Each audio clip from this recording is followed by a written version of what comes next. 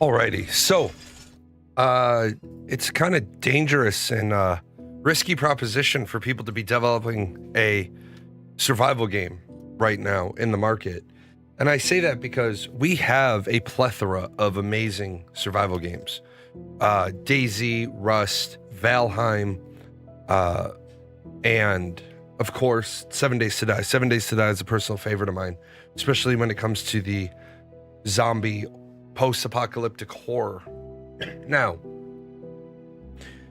a couple of times in recent years, companies have said to us, we're going to make an MMO, persistent world survival game. We saw that a little bit in Fractured.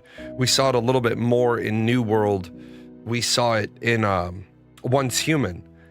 And oddly enough, Once Human was doing very, very well as a survival game. Because there was meaning. Your base had meaning. You had to log in. You had to do your weekly. Well, you didn't have to, but if you wanted your star crime, you had to do your weekly purge. And then it was weird because a game that was doing fairly well with all the trappings of a persistent world, an online persistent world. I mean, yeah, you can have Rust servers, you can have DayZ servers, but those are usually closed off. So I'm always a fan of looking for the next survival game. Unfortunately, doesn't look like anybody really has the gumption to do an online one.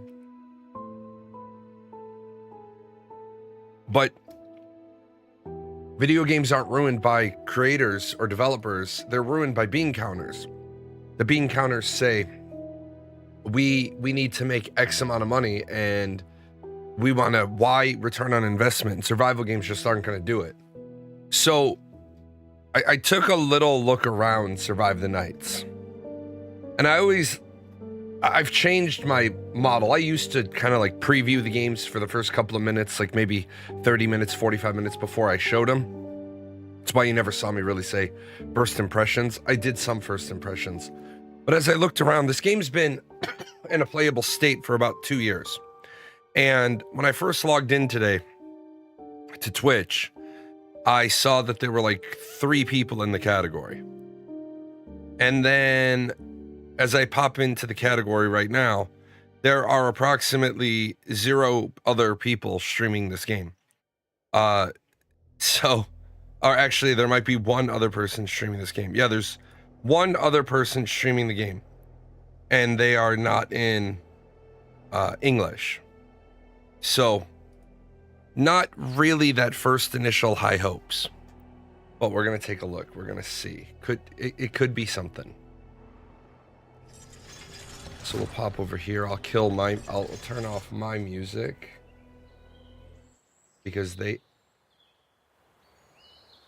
let's see what they've done. First off, pretty gruesome. Splash screen.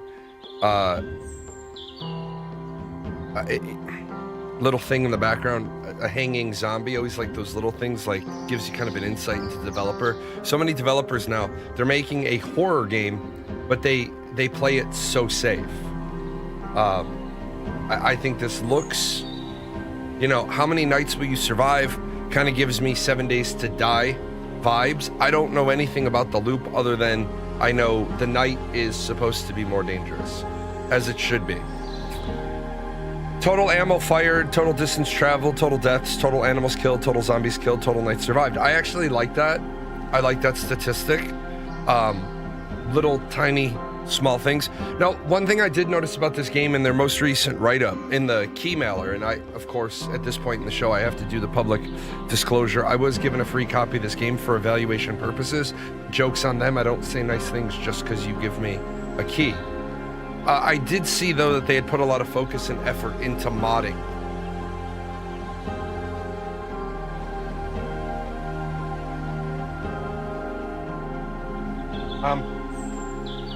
I have a whole video on my YouTube where I just pontificate about moddable games. Are moddable games finished products, or are they development platforms for the players? Full screen enabled field of view is great. All that stuff's amazing. That can all stay. Fire, aim, reload, walk. Yeah, everything's crouch. C, great, awesome. Auto sprint equals. Okay, that's a little weird. Interact extra, left shift. Okay, that's weird. Interact is E, pretty standard. Okay. A big problem with survival MMOs is they release, move on, and then hackers take over the game. Also true. Not sure why they have a Streamlabs tab. That's kind of cool, actually. Yes, my language is English. All right.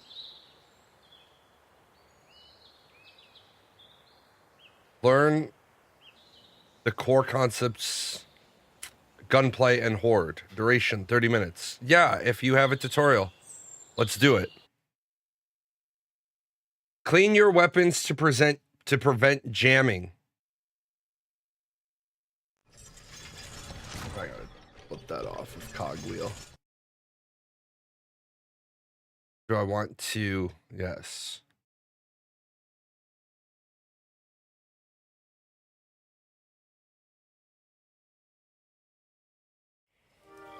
Damn.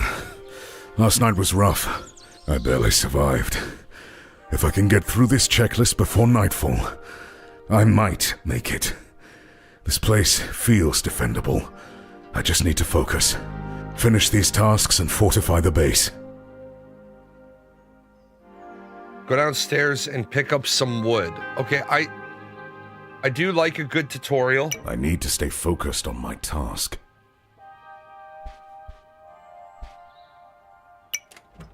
All right, so I'm hoping that these large interact buttons are just in the tutorial.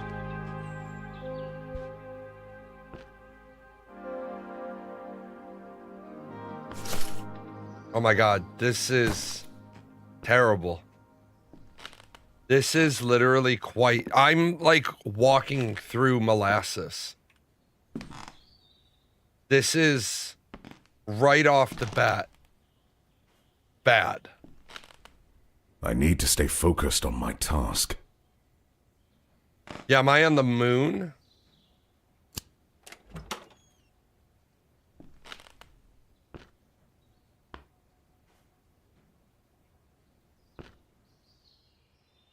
Go downstairs and pick up some wood.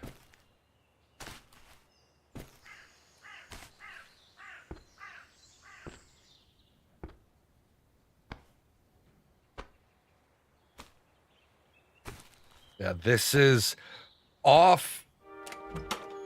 Right. I need to stay focused on my task.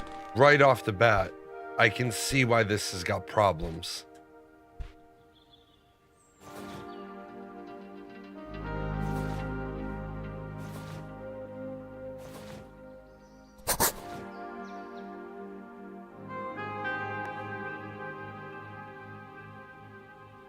Heat and rest.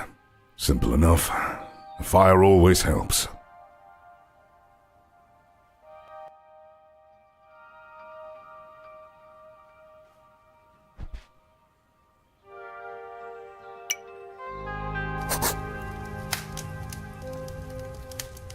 Okay.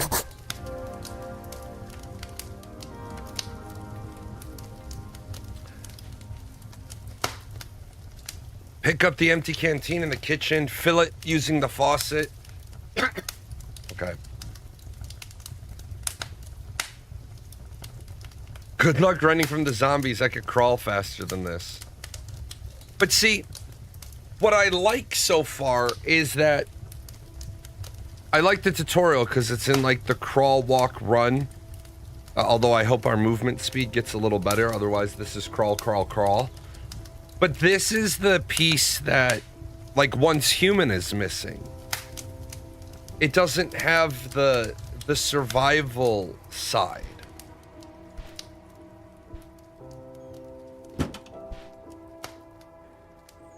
I need to stay focused on my task. Okay, I will say this is a good tutorial for...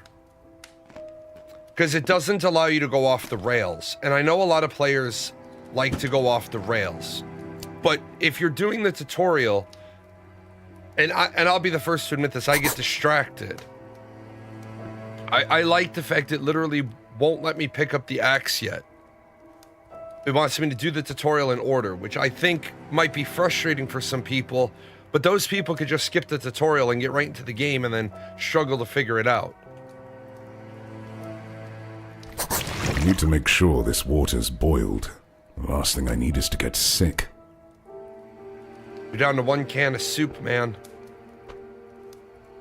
I'm out of food. No way to open this can. Maybe the heat will pop the lid off. Maybe the heat will pop the lid off. Hello there, Brandon Ross.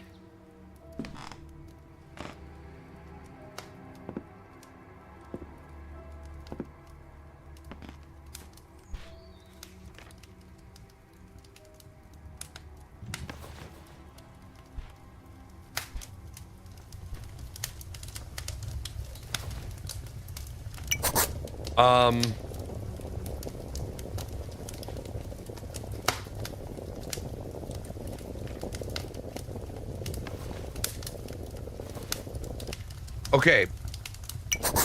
So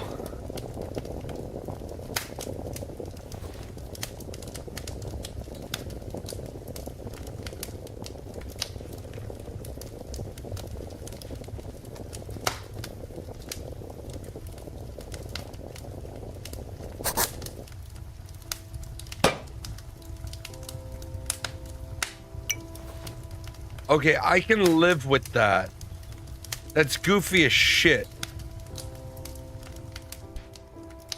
But I can get down with this. Is this the new Zomboid? No, but I do like Zomboid. Yeah, that's a good way to blow up them beans.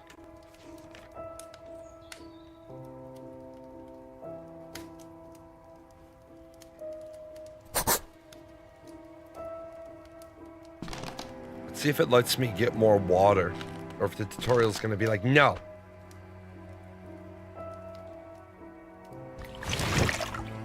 Okay, it did let me do it.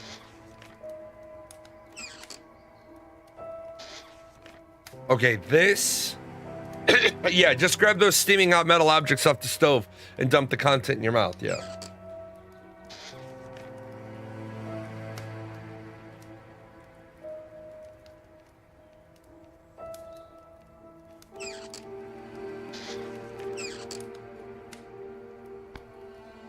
That's actually, I like that. That's actually really convenient. It shows me that I don't have, like, 7 days to die, you have to loot everything. Here, it shows you 0 out of 36. So I like that. It's telling you, oh, look, we got some plants growing. Shotgun trap. I need to stay focused on my task. Okay, that's good. It's gonna say no. Oh, we have 1 more can of beef stew. Good job. Pick up the axe. This axe looks sharp enough to cut down a tree. I'll be able to craft some planks from the timber.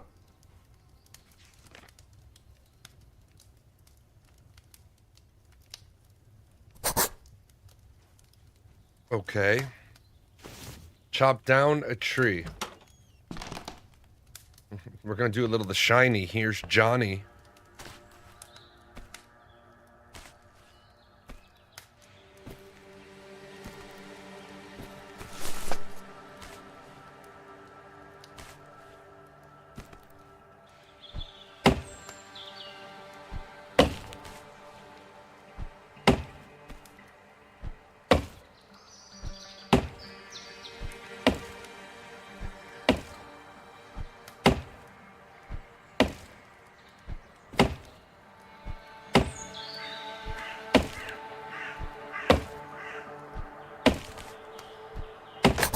If I got a log off this stem, I'll be able to use the log to make planks.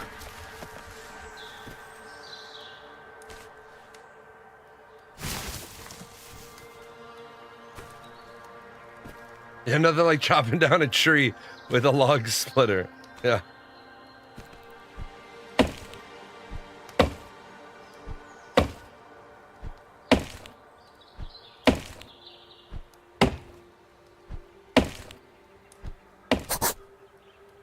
Pick up the log. All right. Right off the bat, I absolutely hate that. I hate that. Should not be able to just grab a whole ass log.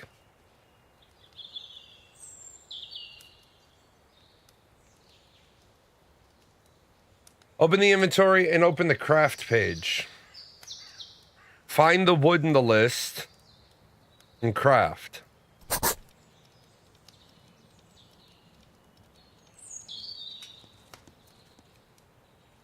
Craft planks using the crafted wood.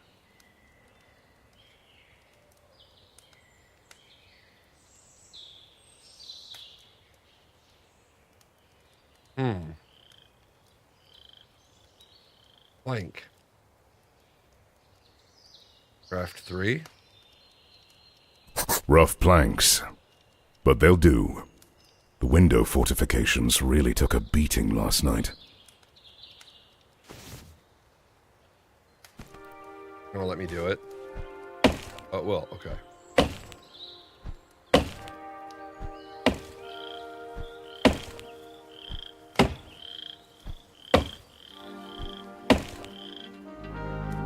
Yeah. Nothing like, yeah, superhuman strength, and you can only hold, yeah, that you can carry a log and an axe. Yeah, exactly.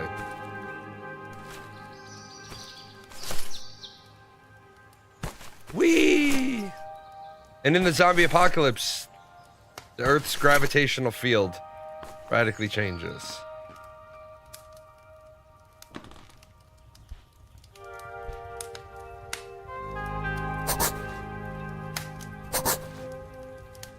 Whip the hammer. Hammer! Look at the window.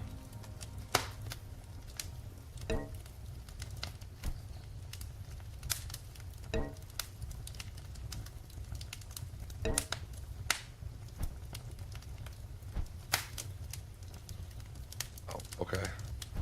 If I add more nails, these planks are going to be harder to pull off.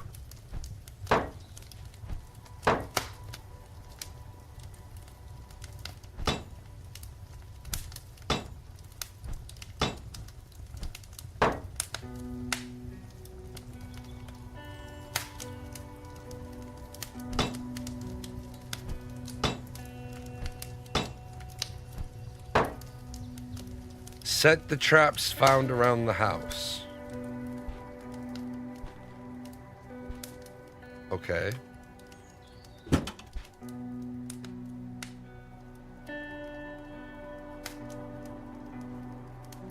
Window bars.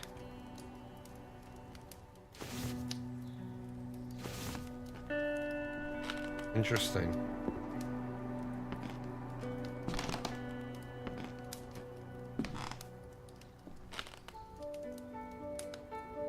I need to stay focused on my task.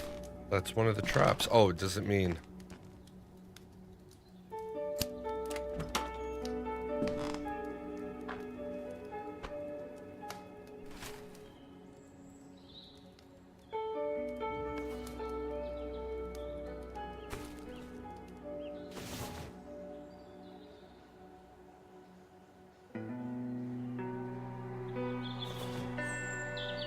Okay, set the traps found around the... Oh. Hold on. Or it gets mad at me.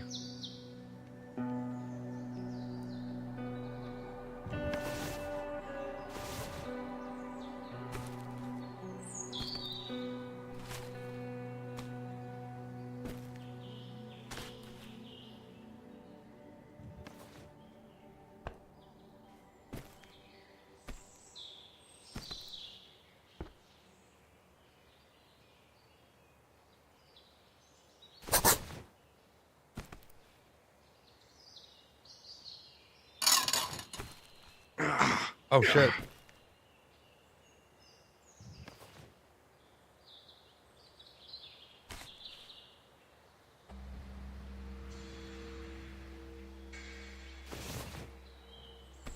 What does it want me to do? Go 17 meters this way? Yeah, so far, I like a lot of things about the game, but this moon movement is just no good.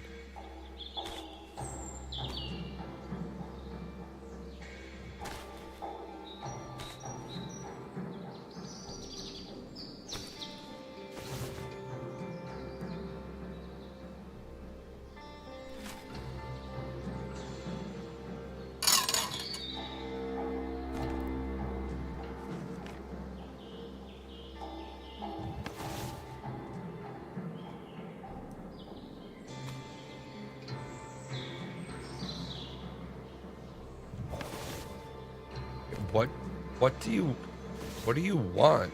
See, this is where I say, if you're gonna do a tutorial, you got to do a good tutorial. If I fit that lock I found in the hardware store, I'll be able to get in and out without having to plank over the door. I need to stay focused on my task. Now that I've done one, I can't do any others. Okay.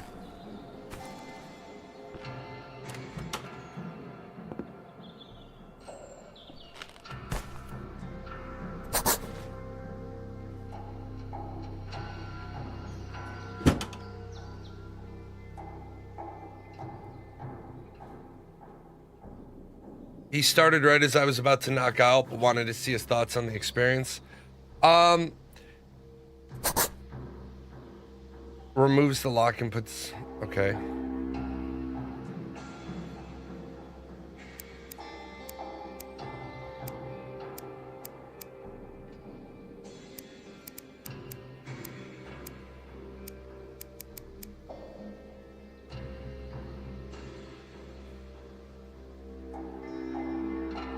Open the UI, set any desired code, and click the top hoop. Okay.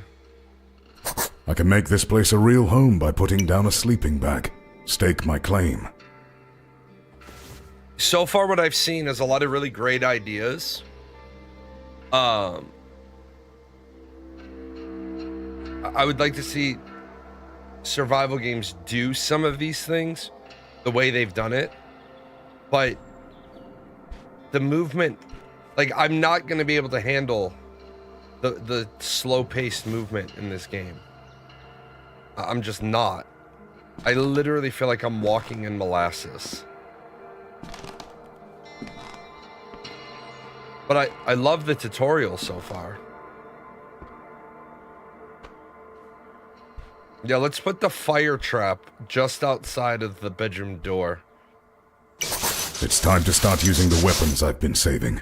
If I'm going to survive, I need to risk making some noise tonight. Go upstairs and unlock the armory with the code 69.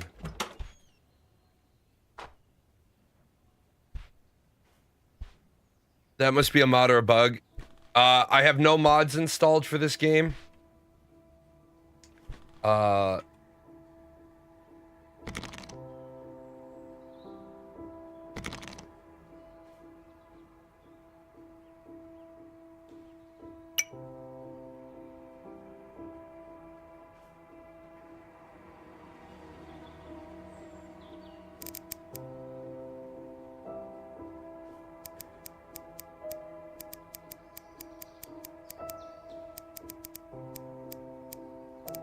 Yeah, if you're saying it didn't do that before, it's interesting to find out why it's doing it now.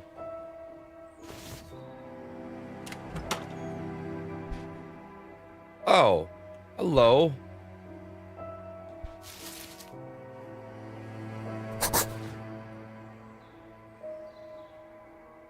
Look at all the toys. Let me see. Options, controls. Sprint, left shift. I wonder if it's just... The jump is still... It's like I move... Maybe it's just during the tutorial.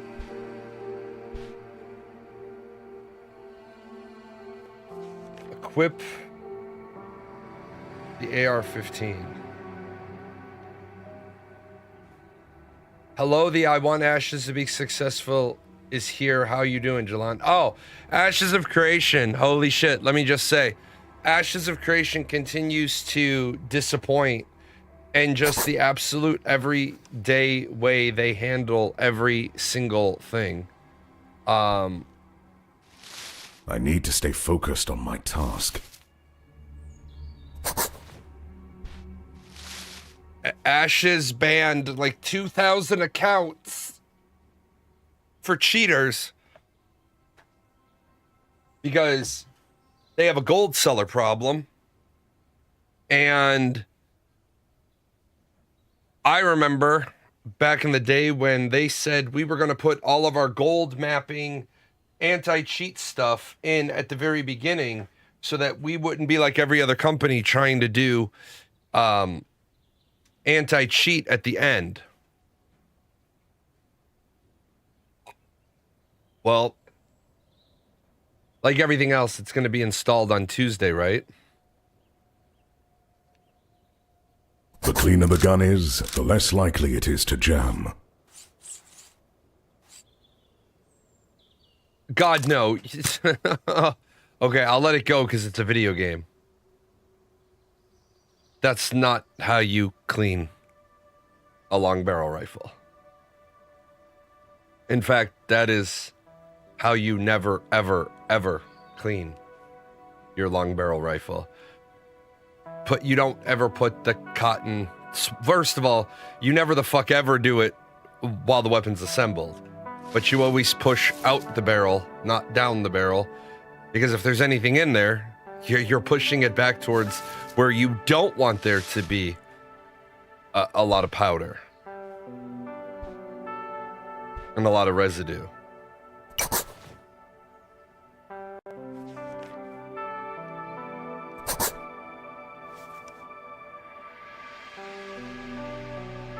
Yeah, you packing your black powder AR-15.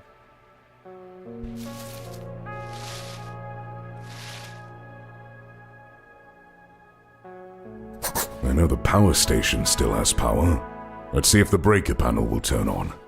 The extra light would really help out tonight.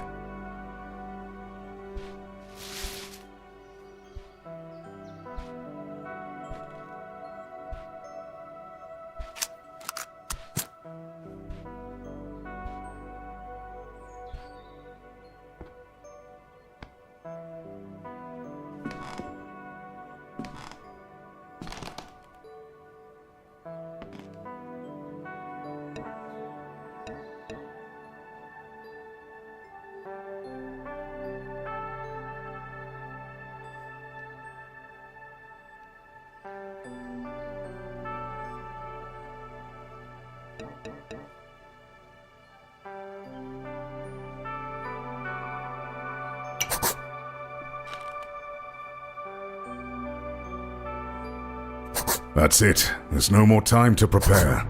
Tonight's gonna be hell.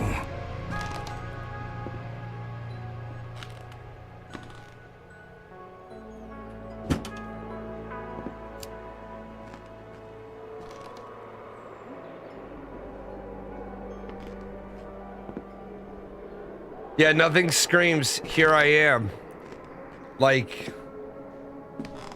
having a fucking light source.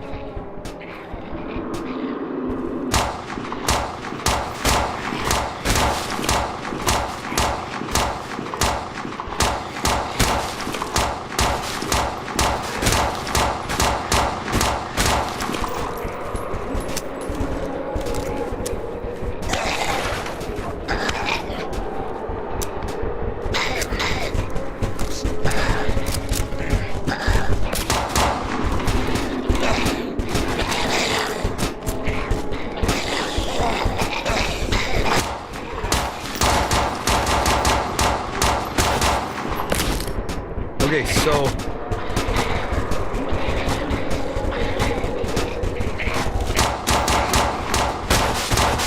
the combat, the aiming is, or just the combat in general is fucking horrible.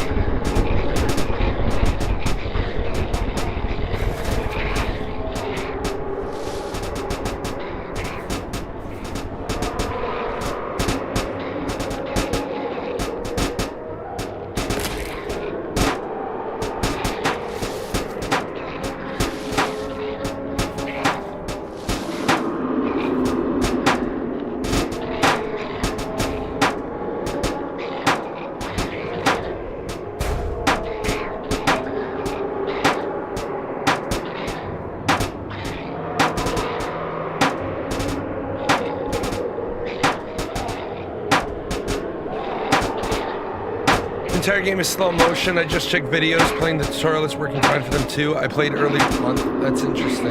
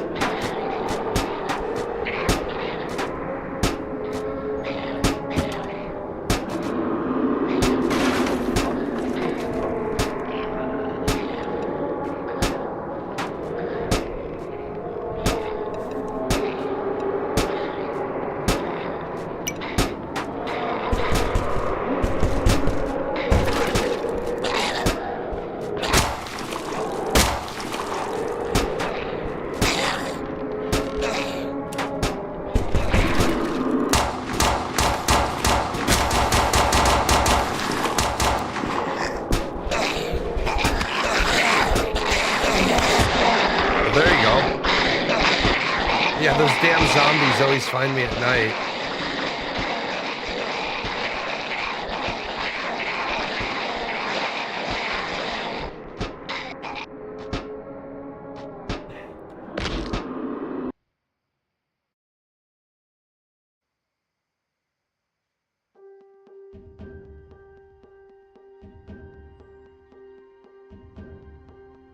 One second.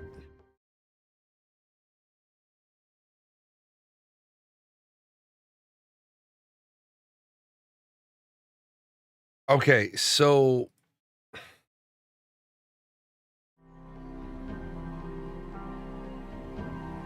balance, survival, realism, recent infection, post-infection, Nazi zombies, Night of the Living Dead,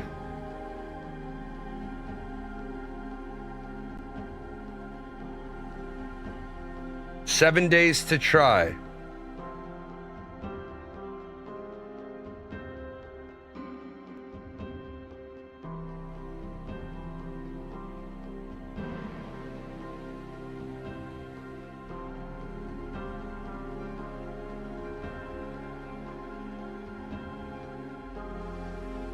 Keep character level, keep attributes, respawn at set home.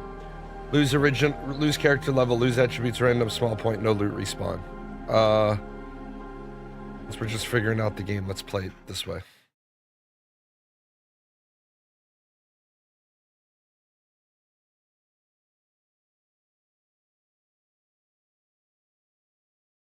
Trying to figure out then why I'm in like slow motion.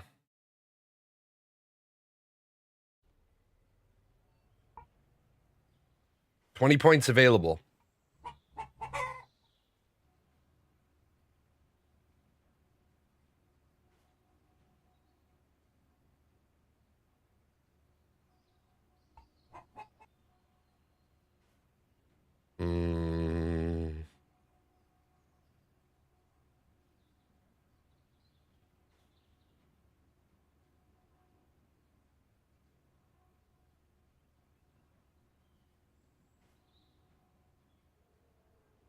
How many nights will you survive? Probably one, to be honest.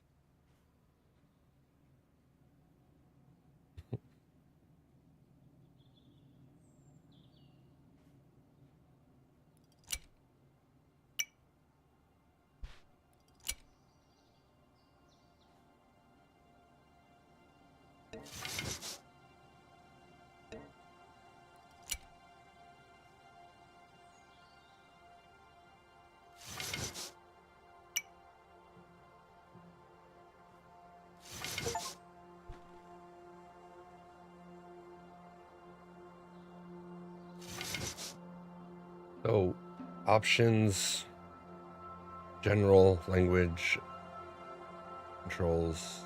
I don't see where.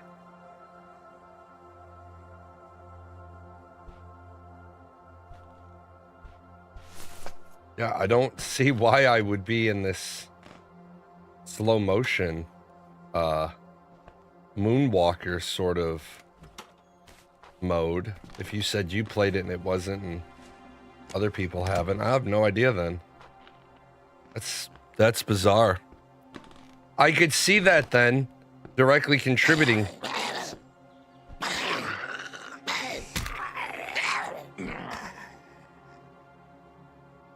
I could see that directly contributing to why people might not like the game or stick with it. Like, the game should be in a playable state from install. So if I've got this like molasses mode going on, let me see real quick.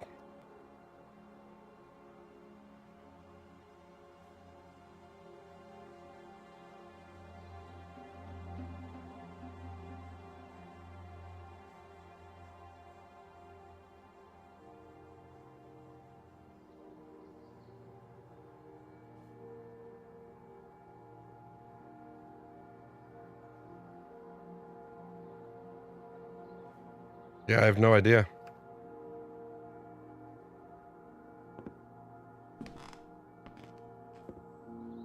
But yeah, that definitely, if you're saying it's not supposed to be like that, that's definitely a concern. Because all I did was install, I just pressed install. It's not like I set anything up. That's interesting. We're gonna try the simple old school solution.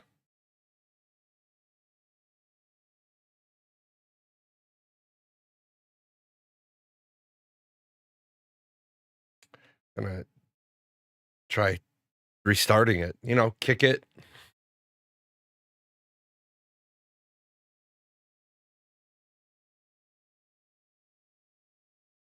Wow, even logging out is like in slow motion.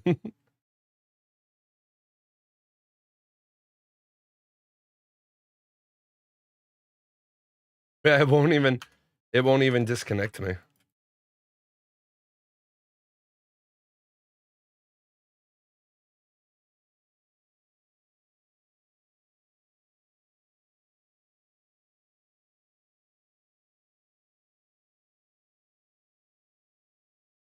Well, it's good to know that I have the same achievements that 82.9% and 82.6% of players have. I'm gonna do a quick Google search.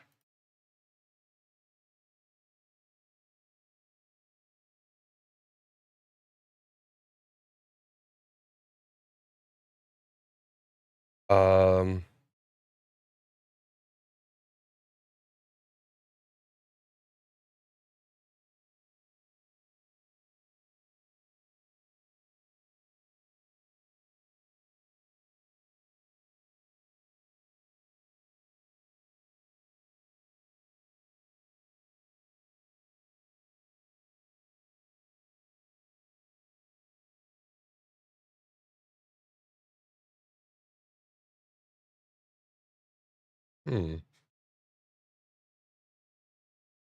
Very bizarre.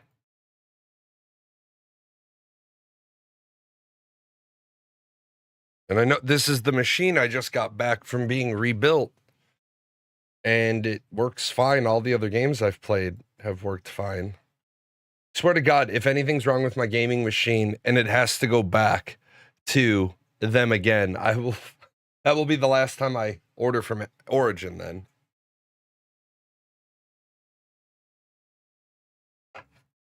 Yeah, it's even the menu loading screen. Yeah, I saw it.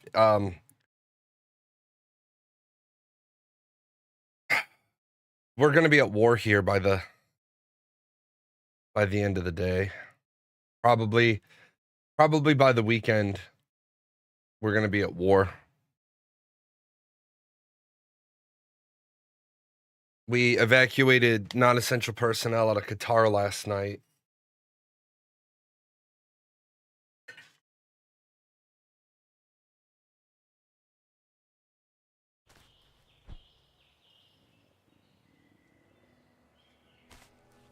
Yeah, I have no idea.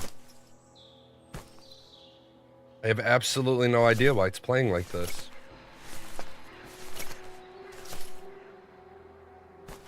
It's so weird.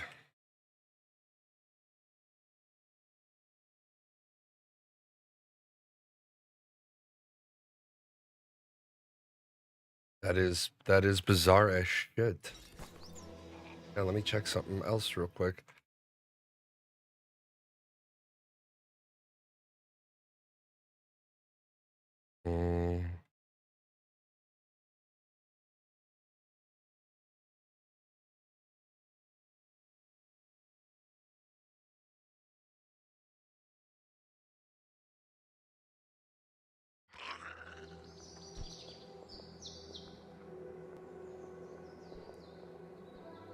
Goodness.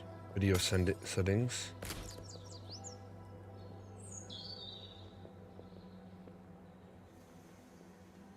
Let's see if this fixes it.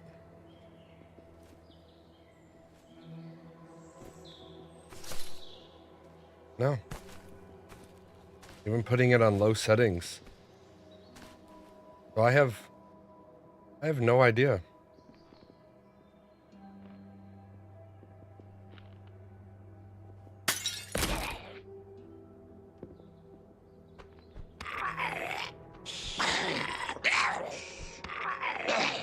Yeah, obviously, this is not playable. Aaron over on YouTube has said that they didn't have this. I have no idea. Give me 1 second. I'm gonna make sure that something's... I was just using this machine last night and I didn't have this problem.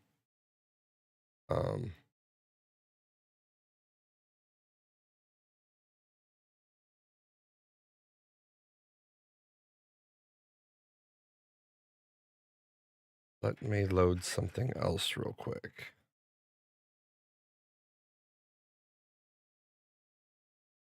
If it was if I was on my trying to stream on a single machine, I would say I understand the problem. Let me load Once Human real quick in the background. Anyway, while I'm doing this in the background, so far what I've seen though is a lot of good. Check that mod tab in the menu. If there's more than one speed mod, zombies are moving faster than you are. Yeah, I mean, the zombies are moving faster. I'll check the mod menu in 1 second. I shouldn't have any mods installed, but I'll do that. I just want to load into Once Human real quick to see if it's my machine. It's considering I just had the CPU swapped, it's completely conceivable that it's the machine. I just want to, if I wanted to play a non-Steam game.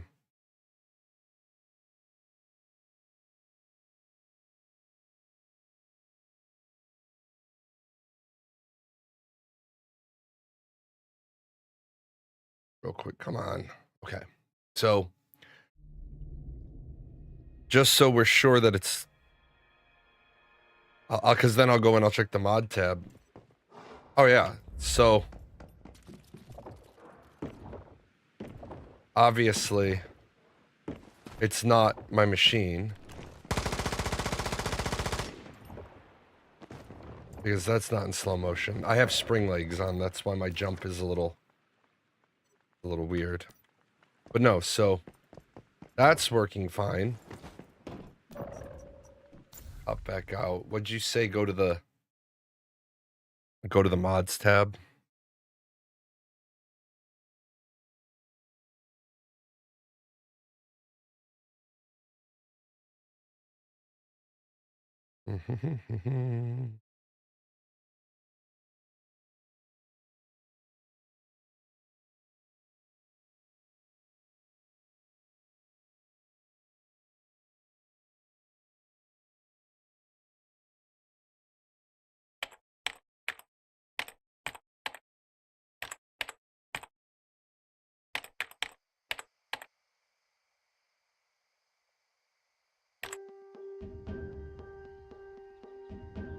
Yeah, I have no mods installed.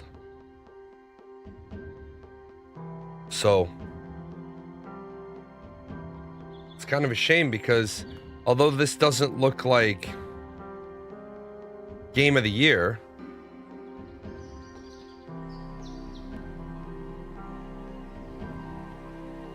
How many chickens did they offer you to try this game? No, 0 chickens.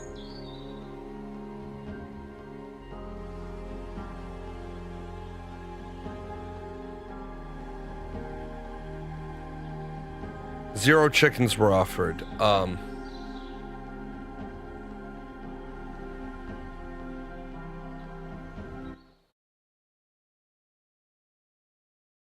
I will never take payment to try a game.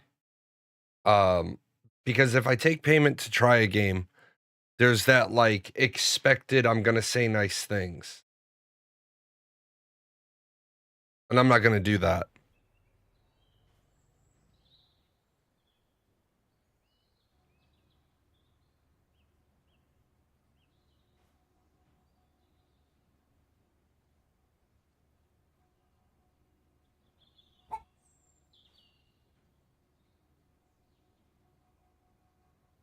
Yeah, it's gonna be a shame. I don't think I'm gonna have to figure out what's gonna.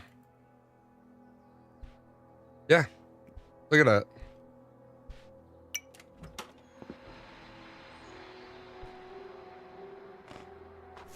So there is obviously something wrong.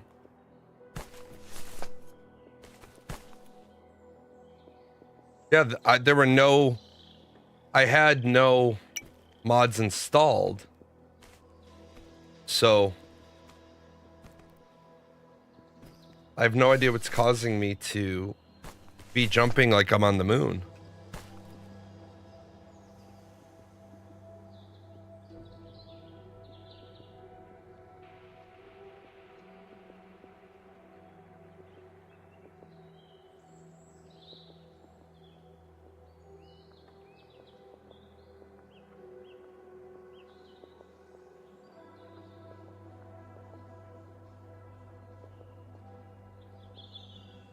So it would be interesting to be able to come back and see if the game is like right now the game's just for me. I'm not saying this about the game because another creator has popped in and told me that they don't have this problem, but for me, like obviously something is wrong. Now, I will be the first to admit it could be my PC because this PC just was RMA'd and I've had it back less than a week. But I simply this isn't playable.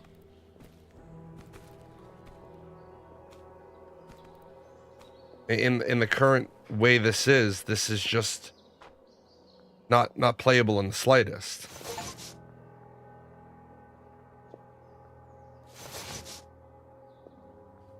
Search for items but found nothing.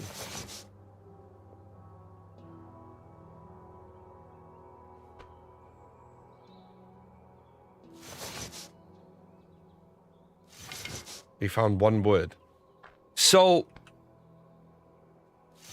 since I want to actually be forthright in my review, you should never have a situation in a survival game where you see materials on the ground and you gather and it says you searched and you found nothing. That's just shitty. If I can interact with it, then it should always have a minimum scrap value. How did I, like, that was 1 metal. I don't care if you give me 1 piece of trash or 1 piece of paper or 1 whatever.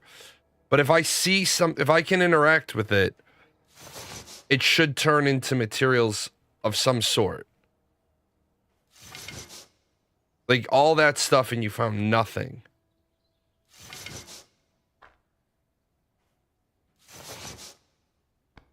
It's like half the time you don't get anything.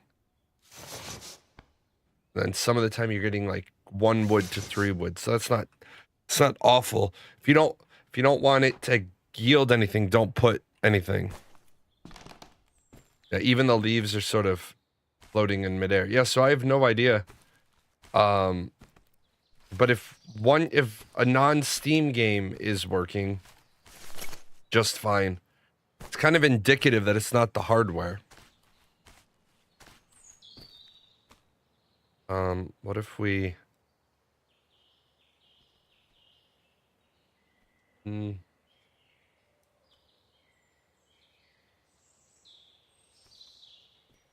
try.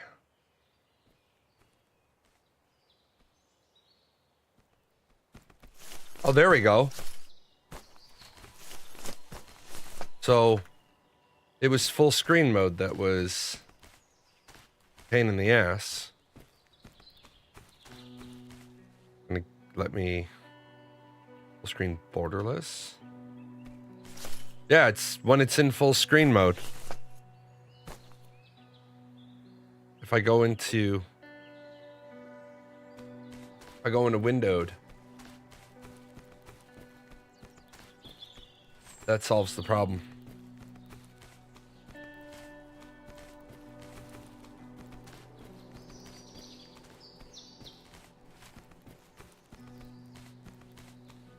I wonder if HDR got turned on when I installed Windows. Well, I didn't even...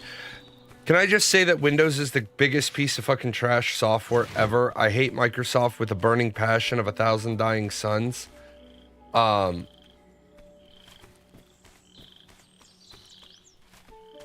hate the fact that Windows doesn't allow you... Like, I was installing Windows on this machine when it came back, and it was like, would you like to install from a backup? No. Would you like to install from your Windows account? No. Like, would you... No, I don't even want to put my Windows account on this machine. I just want a standalone machine. I don't want it. I just want to clean. And then when I installed it, I hate OneDrive. OneDrive is the most invasive piece of shit software ever in all of creation. Oh, shit.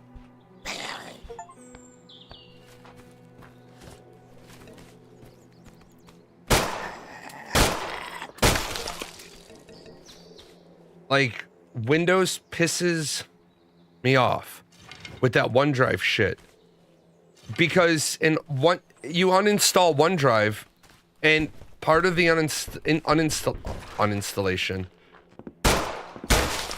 uninstalling process, you would think would be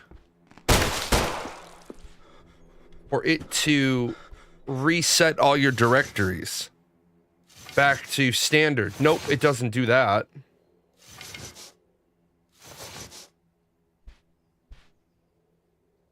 Its response is, go fuck yourself.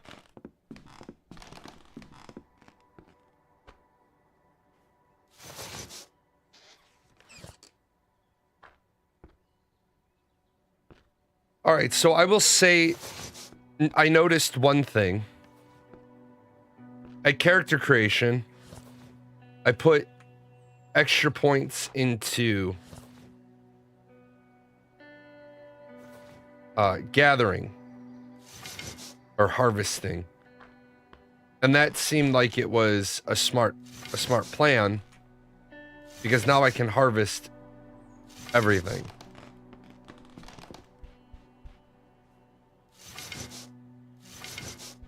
Although I do like one thing about this more than 7 Days to Die.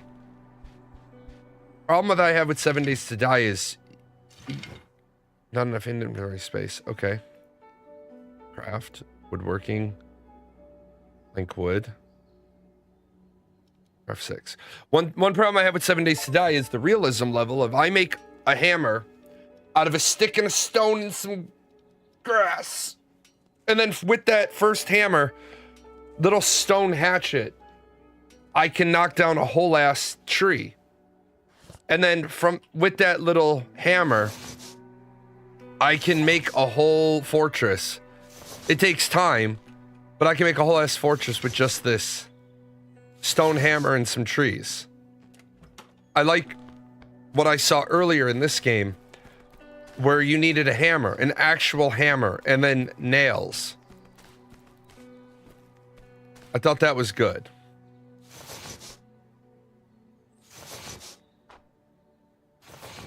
Not enough inventory space.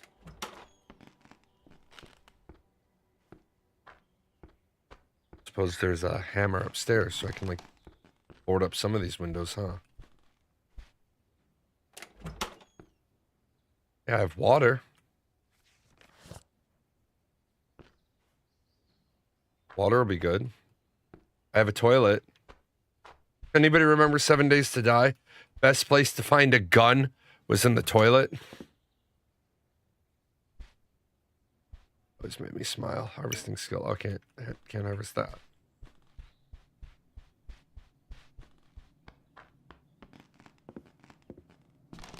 All right, so with the game actually running at a normal speed,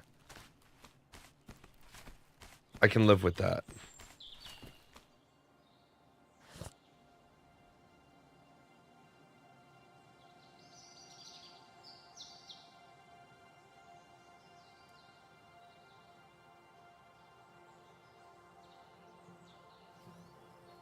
Gun store, bookstore, gas station, metal refinery. Okay.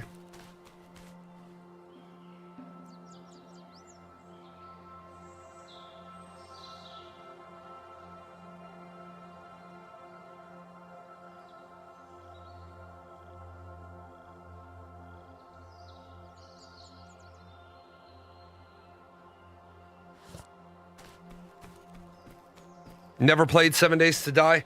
7 Days to Die,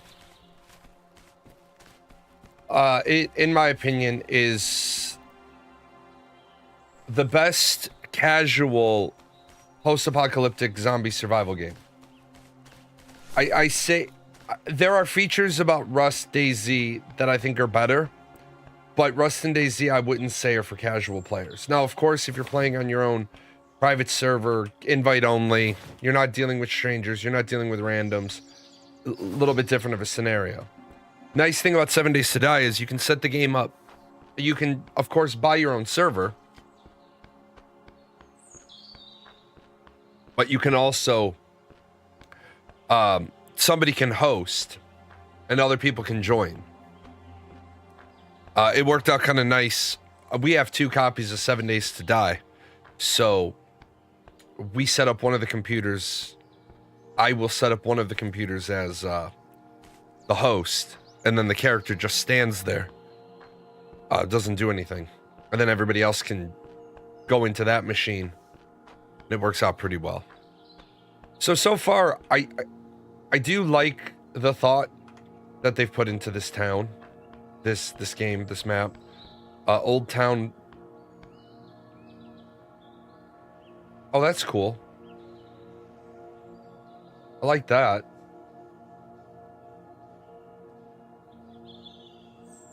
That's a fairly big map. I will say I'm not totally in love with this. I don't think these icons should be revealed to me until I've been there. I could do it that way. It's just, I like the fact that natively 7 Days to Die you can set a host up in like literally a minute. I'm not gonna jump down there. Probably gonna hurt.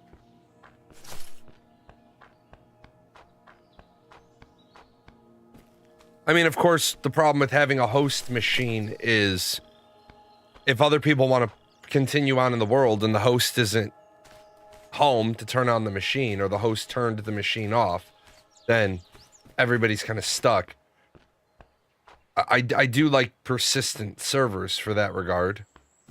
But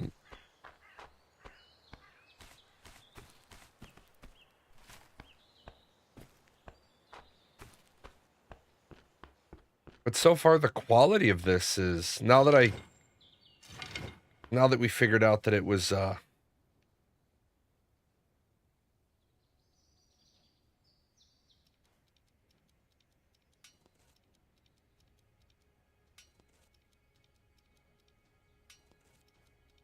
being in full screen or borderless window, or yeah, full screen or borderless window was causing the lag.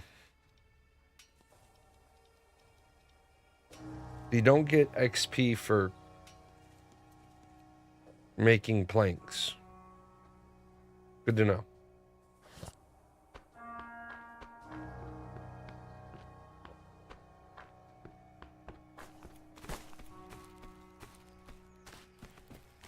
That is a lot of zombies, and I don't have a melee weapon.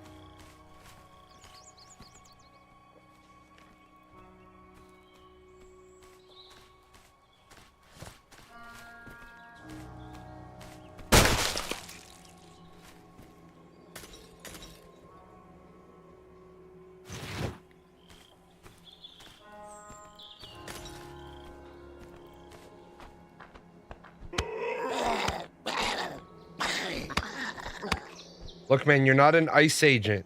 You can't just bonk people in the skull. Well, apparently you can.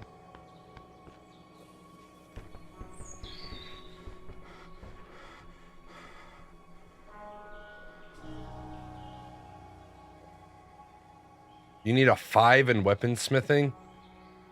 Okay, so we need to get 1 point in weaponsmithing.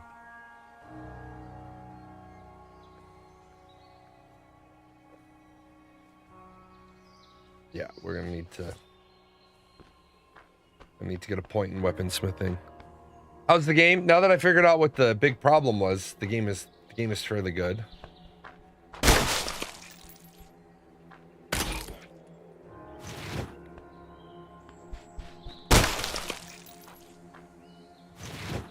Well, folks, we have 2 bullets left. Yeah, it is kind of a Daisy type thing. Oh.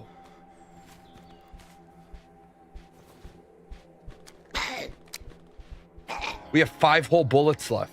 Oh, sookie now. We're back to having 1 bullet left.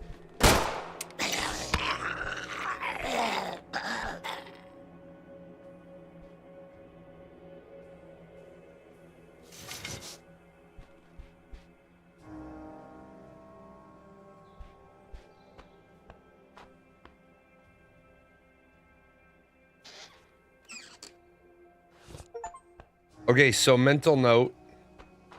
Make sure to take weaponsmithing 1 with the points you get at the beginning.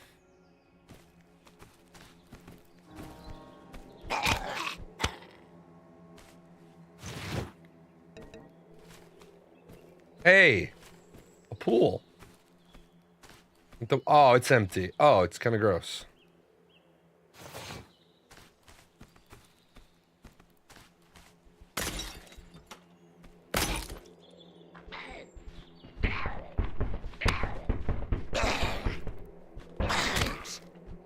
All right, I'm gonna say I like this a hell of a lot more than I like 7 Days to Die, and here's why. How hardcore is the game? I have no idea yet, but I do like in 7 Days to Die, early on in the game, there's only usually 1 or 2 zombies in any house you go into. You never get swarmed like this. I like this. I like the level of difficulty that they're presenting.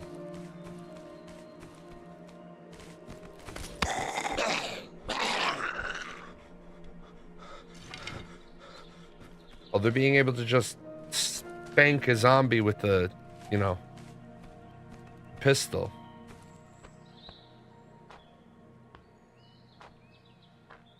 Yeah, this is... Now that I have the issue with the speed worked out, this is actually well done. I would like to see maybe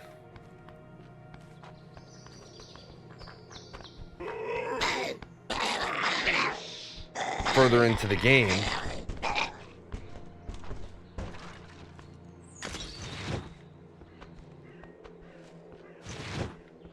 kind of weird. Looting gives more XP than killing zombies.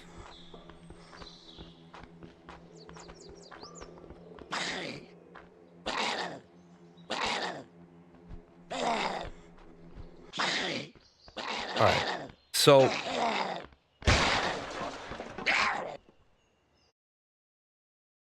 Thursday stream, I'm just clearing out the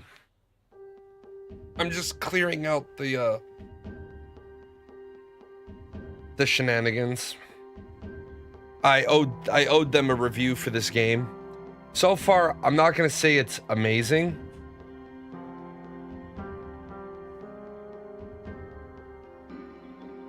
A big part of it is probably gonna become finding the right balance between starting points.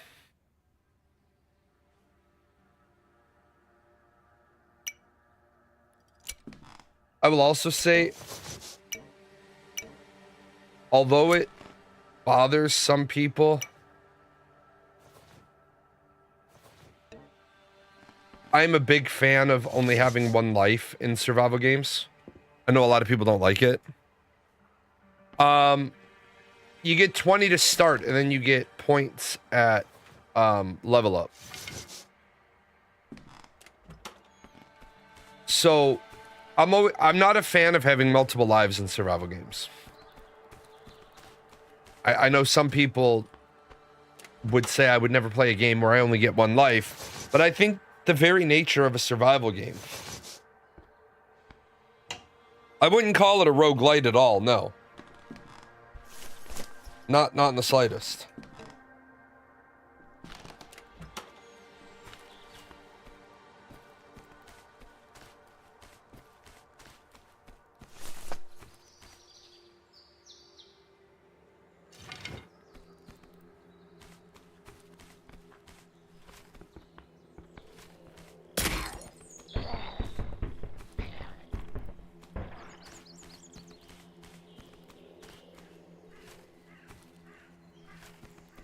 I guess I'm gonna have to box this guy.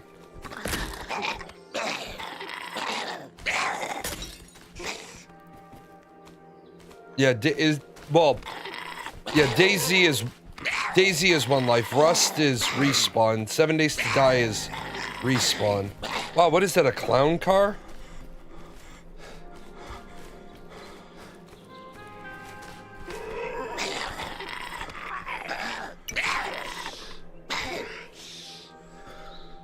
Damn, man, I have 1 hit point left.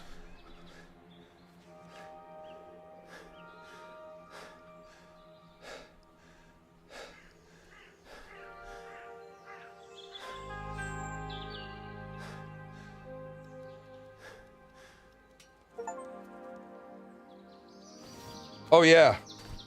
Here we go. We got it now. Got a club. I'm playing in one life mode. You can play in arcade mode where you can respawn. I've just chosen to not play in that mode.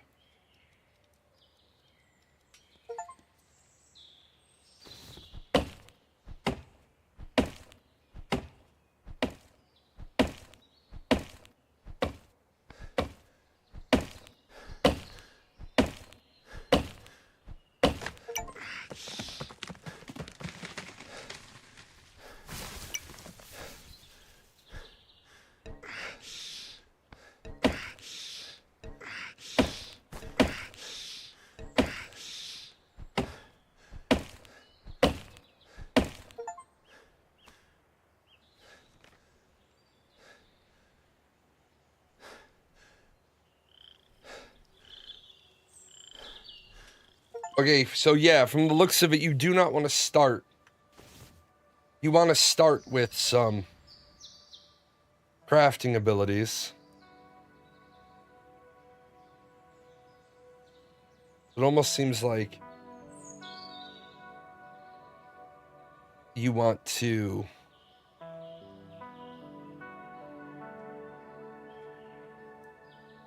kind of spread all your points around when you're just getting started.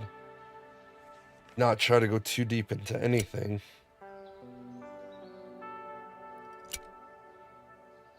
You need 2 points to make bandages. Okay.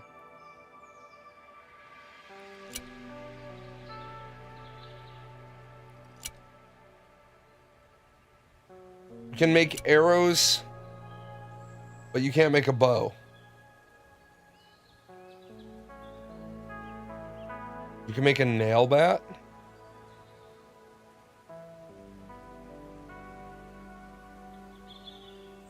Obviously, I don't have nails. Oh, it requires a bat. I'm confused then.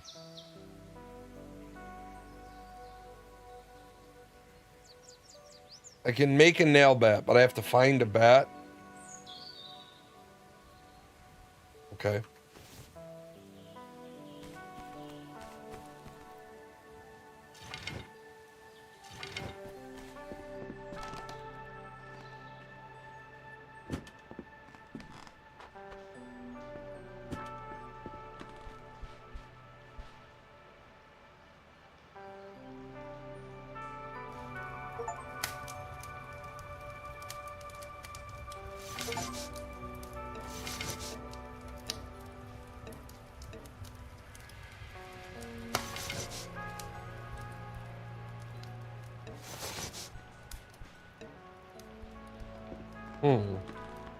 So this has definitely got some depth to it. Don't necessarily know if I agree with the direction. Well, this is, yeah, this would be...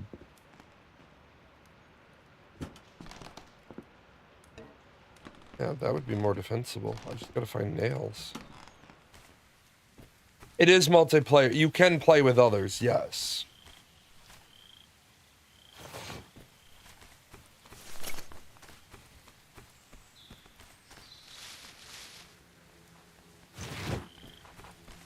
Is there a game like this where you actually start doing the initial outbreak?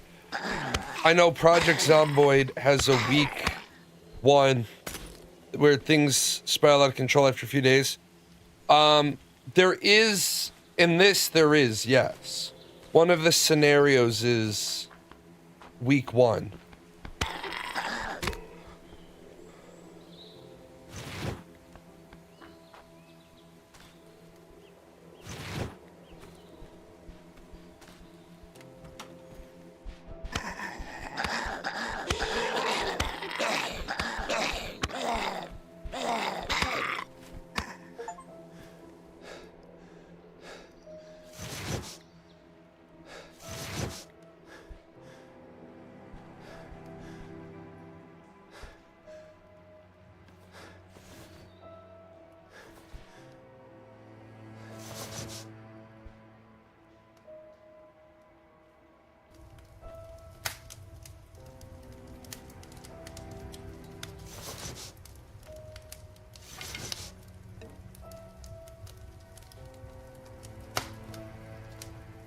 Just grabbing some life here.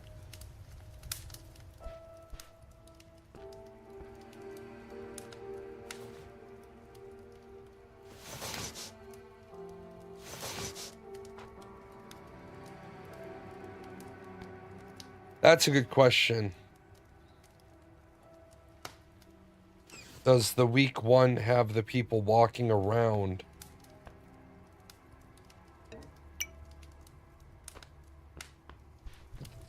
That's a good question.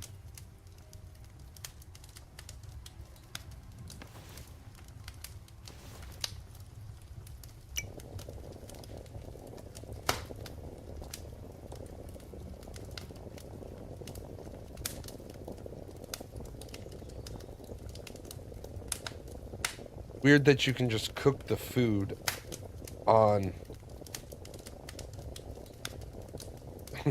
I don't have a can opener. I'm gonna wait until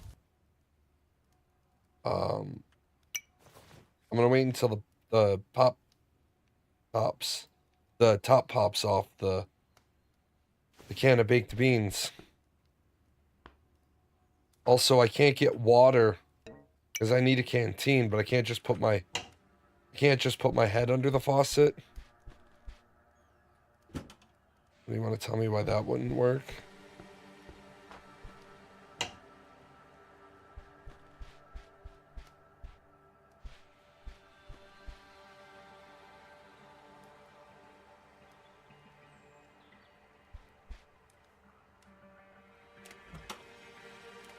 See, I think from what you're describing about that mod is spot on then.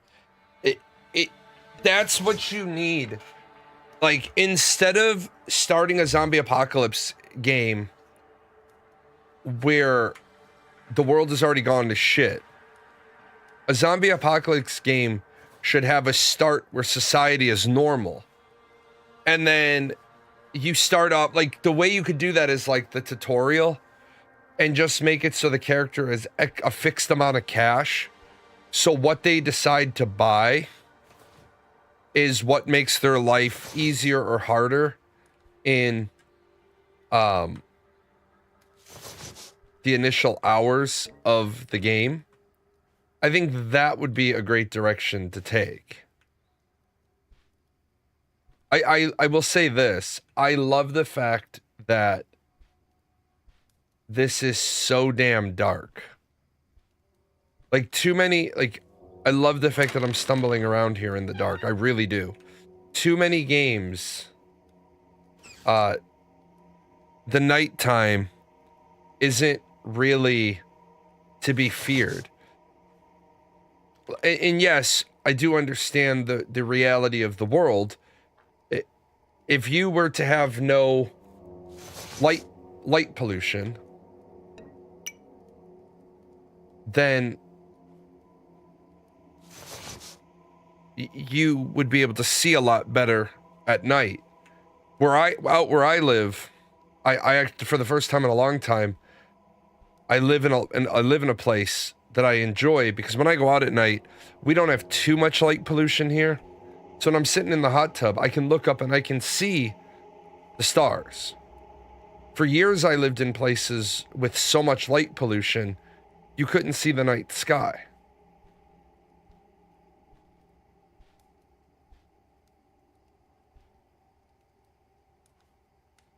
Ooh, it's creepy.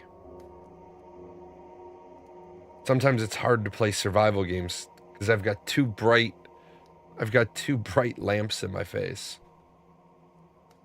You can disregard realism if it makes the game better. If proper darkness works better, then that's what you should go for. No, I agree. Like, I'll go outside.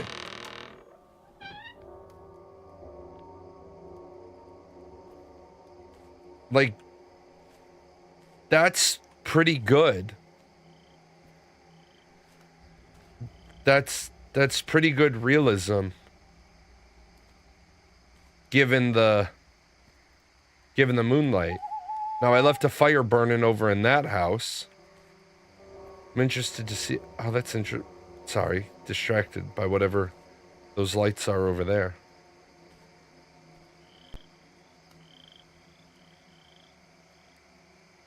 Campground. I will give these guys credit. These are some amazing graphics.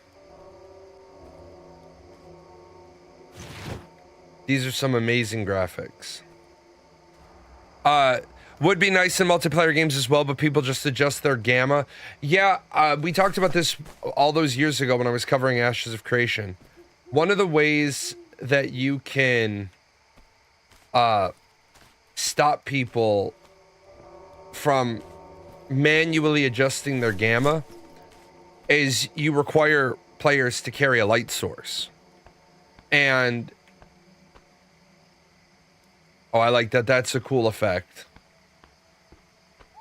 I do like that the light's flickering. It's those little details that give a chef's kiss. People, if they adjust their gamma, you're right, you're never going to stop players from doing that. But you can have an in-game penalty. Even if they can move around, if they don't have a light source, their accuracy is lower. If they want to have a light source, then they can't have a shield because their left hand is holding a lantern or a torch. There's ways you can do it. Oh, I'm thirsty and it's raining. All I gotta do is open my mouth.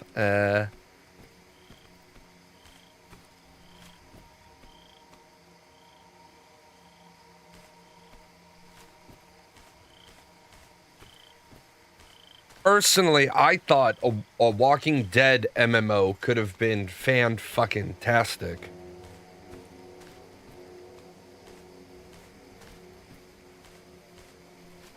I'm gonna die of having no water here in a second.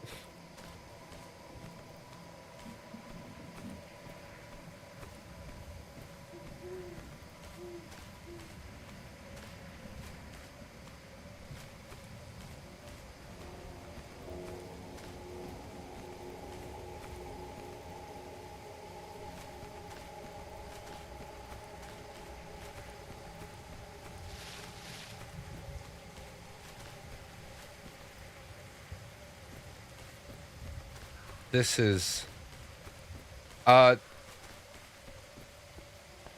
so far, I will say this is on par with 7 days.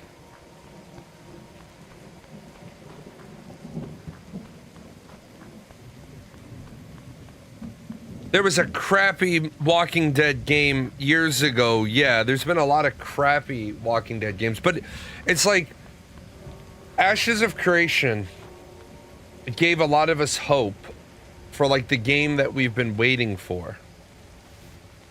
And unfortunately, oh, here we go.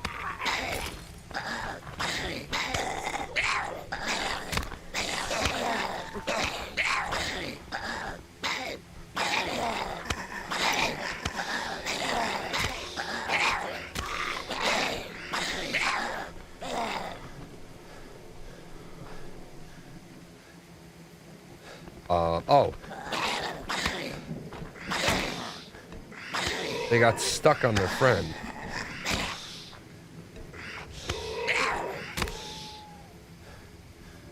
Ashes of Creation was the game a lot of people had hoped for because it would change the industry. And I think all Intrepid managed to do was do an awful lot of really good market research for their competitors. And you're going to see in the next couple of years, a lot of Ashes of Creation features end up in other games. Because other companies can just look at the hype that was...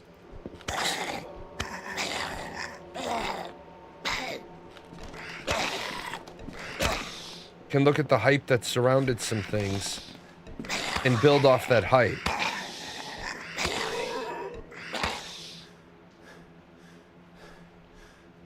Ashes of Creation is a game that has a really big mouth and a really tiny dick. I understand why you feel that way. I really do.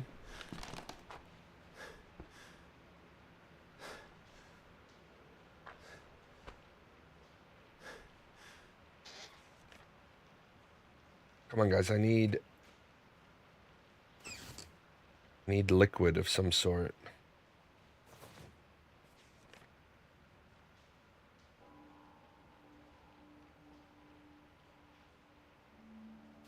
I can't open. Yeah, it kills me that you can't put your head under the faucet and get water. So, this game has a similar flaw to what 7 Days to Die has. And that flaw is... you have no... if you can't find... like, 7 Days to Die took out glass jars. And so... if you couldn't find glass jars, you couldn't get water. Oh, you need a cooking pot. Like 7 Days to Die isn't 7 Days to Die. It's, do I find a cooking pot within my first 20 minutes of game? Is really what it boils down to.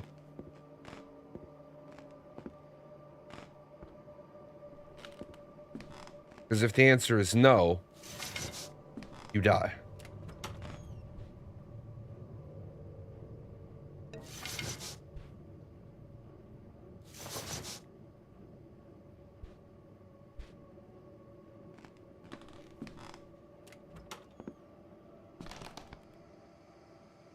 Yeah, Ashes has done a lot of free prototyping for other developers. Absolutely. And the sad part is, Ashes could have been a great game, but they don't, like, they're so detached from reality that they don't understand. You don't even have a functional game. And yet, you're saying to people, tell us about the fish that you've caught. I don't know yet, Salty Bread. I've never played this. This is my first walkthrough. So I imagine that as we move forward, the mobs will get more aggressive.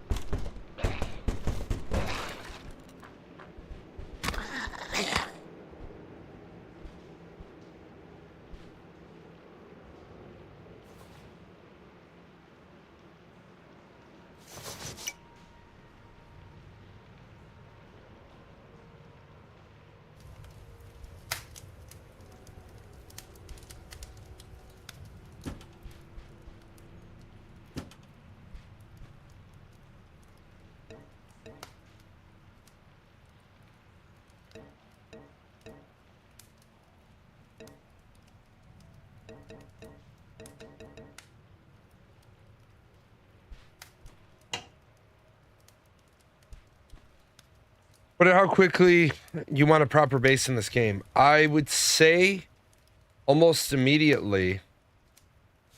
But I went off in search for I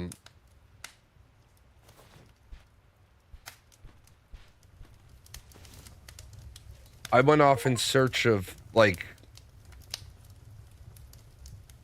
canteen materials, and I have yet to find a canteen.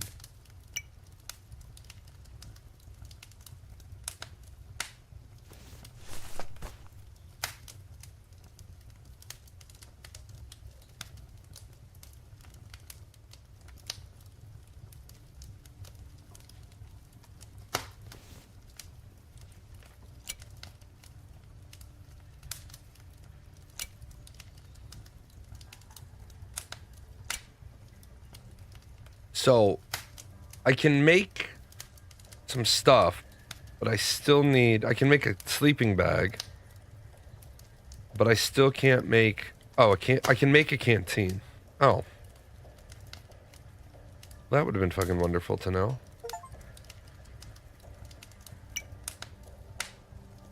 Good to know. Okay.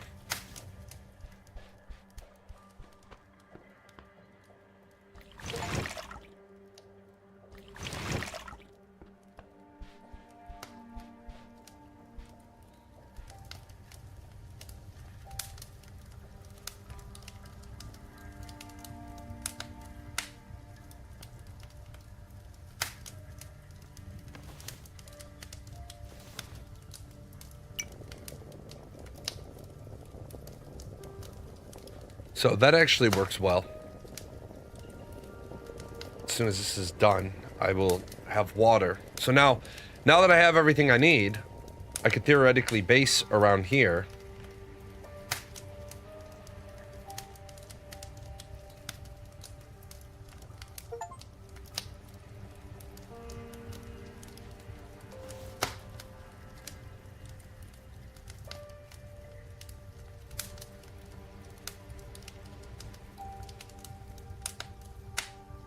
Hopefully not a plastic canteen. Yeah. Shit, man. I'm old enough to remember metal canteens in the military. And those are gross as shit, in case anybody's wondering.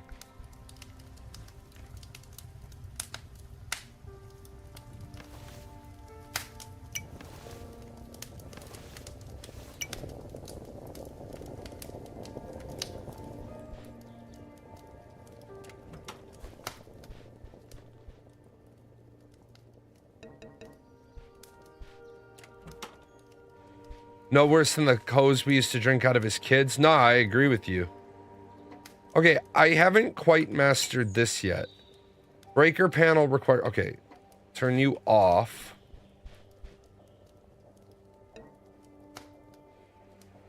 Options. More breakers are needed. Oh, I have to make... So I need breakers. Okay. Craft.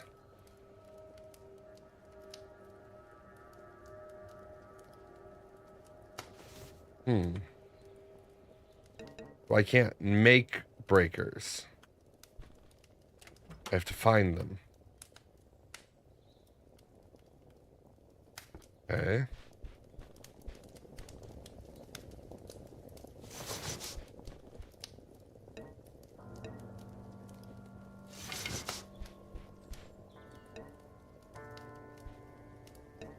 Maybe.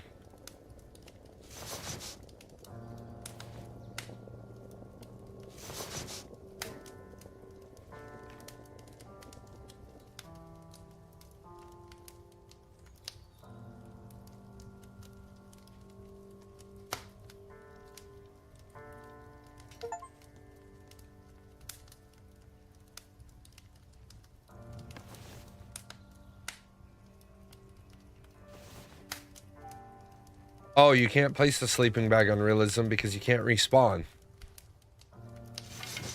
Good to know.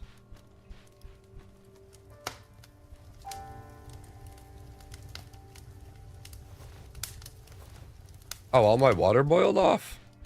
Good.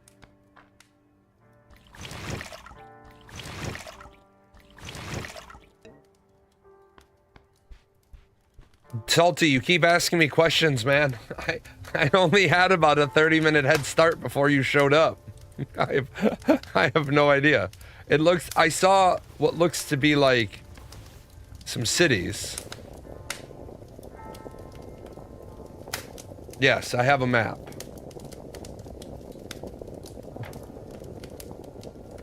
So there's an airport. There's a pumping station. There's a power station. So this is really going to be a... This is going to be a matter of figuring out the best way to spend your points. It's kind of starting to look like one of those... There is a single optimized leveling path.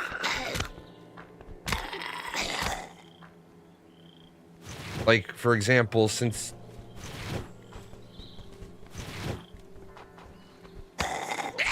You know that you're going to be clubbing it up for a while.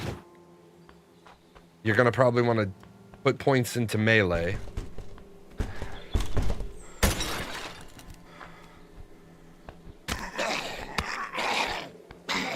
Wow. You're all full. Ingrid, did you guys not get your breakfast?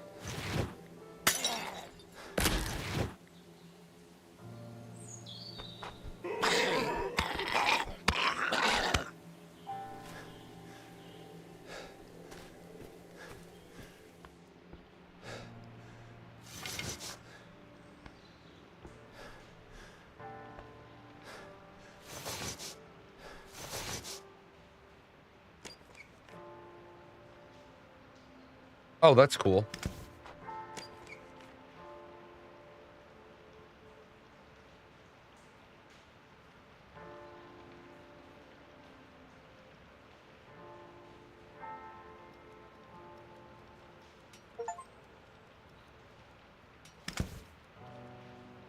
I prefer having it so you get passive XP for a specific skill while performing a related task.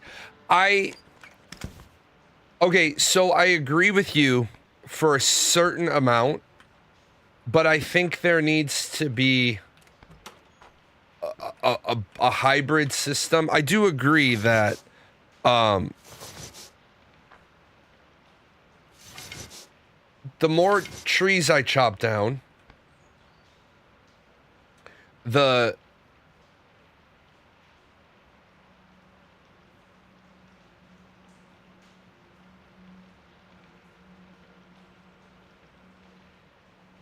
So the more trees I chop down, the better at lumberjacking I should be. The more structures I build, the better at building I should be. I definitely agree with you there. Oh, hey, a bat. I'm gonna take that bat. No. I'm gonna take that bat and I want to craft. I don't have nails. Can I craft nails?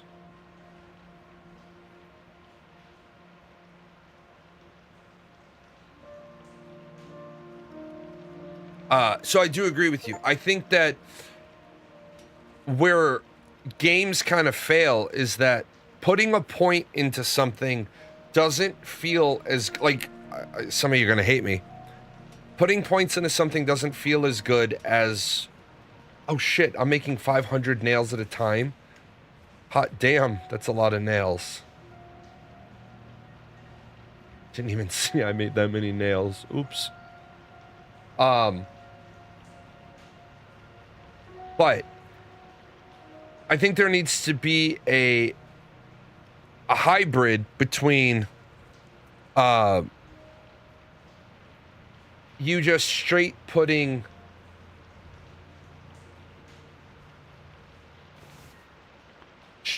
points in and getting points for doing it. I think EVE Online kind of always bothered me.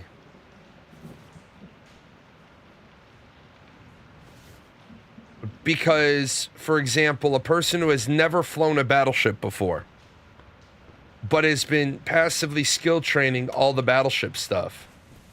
Well, they jump into a battleship, they've never flown it before, but they've got everything in it set to 5 because they invested the time, which is fair considering the rule set. But I think it makes a lot more sense that that you can preemptively train up to a point in anything, and then you get experience for doing it. Like, MMOs are so simplified because you go to a trainer, you follow a skill tree, and you never figure anything out. I like the idea of having that in a game. At the same time as having in a game, say,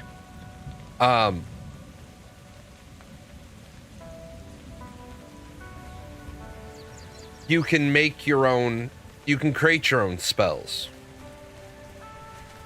You go and you do quests, you track down masters, you store your points to make one really unique spell, or you make a bunch of little basic simple spells. Like, I think games are too cookie cutter, and that's why people get bored of them. Like, I love Crusader Kings 3. It's probably my favorite game. I love when you get sick and your physician is like, "My lord, you're going to die. Would you like to try some alternative medicines?"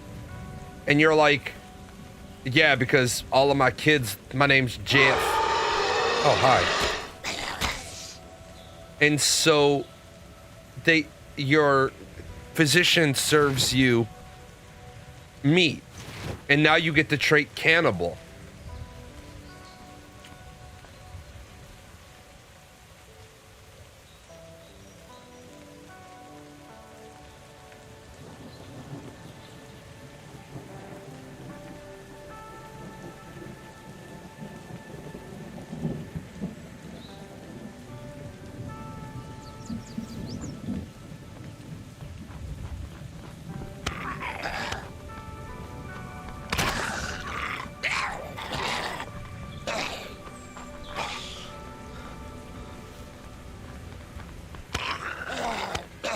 My bat already broke.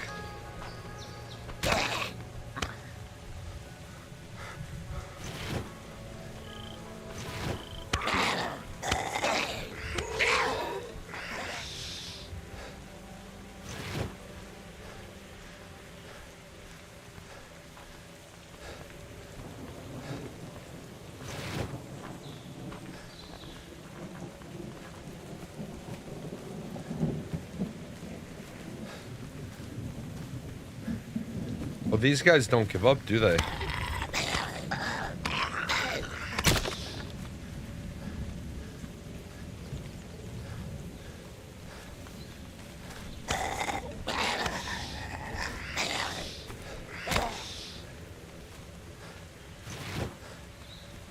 All right, so I do like that when you've used the durability, the weapon breaks. I like that. I think that's good. I think that's a really, really, really, really, really good feature.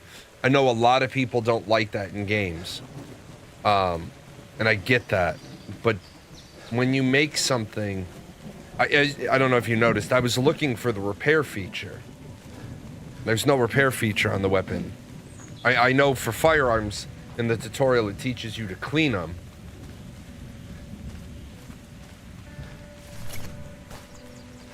Yeah, there is a little bit of float, absolutely. And you're right, that's not necessarily always the easiest thing to fix. But at the same time, I'm not actually sure if it absolutely needs to be fixed.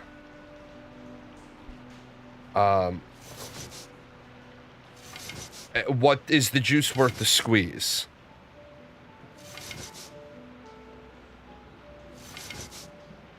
Yeah, you're right. It's not going to make or break your game.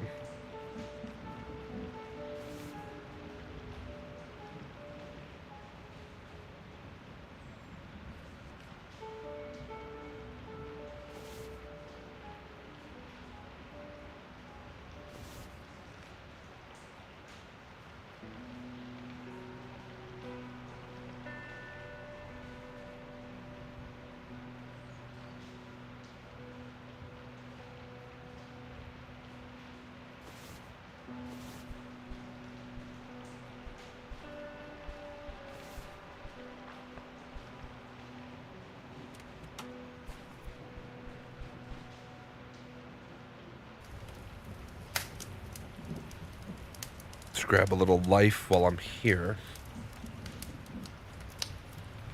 How do you find other people? I'm playing single player right now.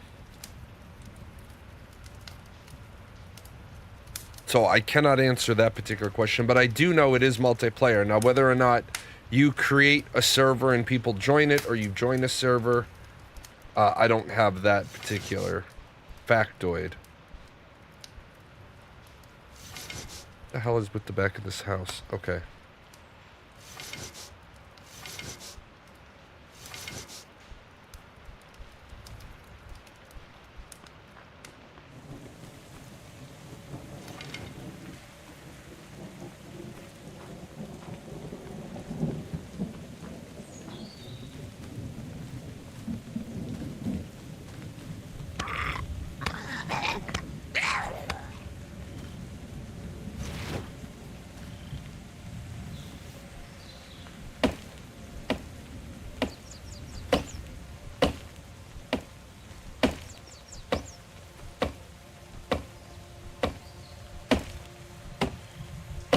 That's a great question. Can you clear out an area completely, or will zombies just keep respawning?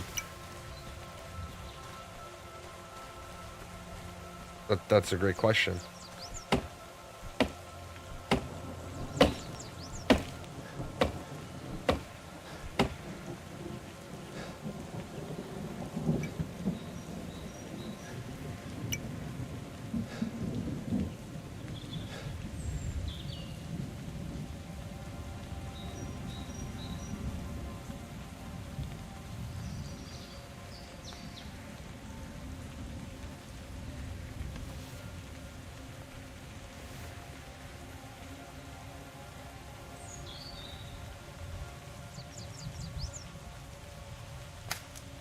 I like that. That's cool. Drop a campfire down, so if you're harvesting, you can put the campfire down and regen life.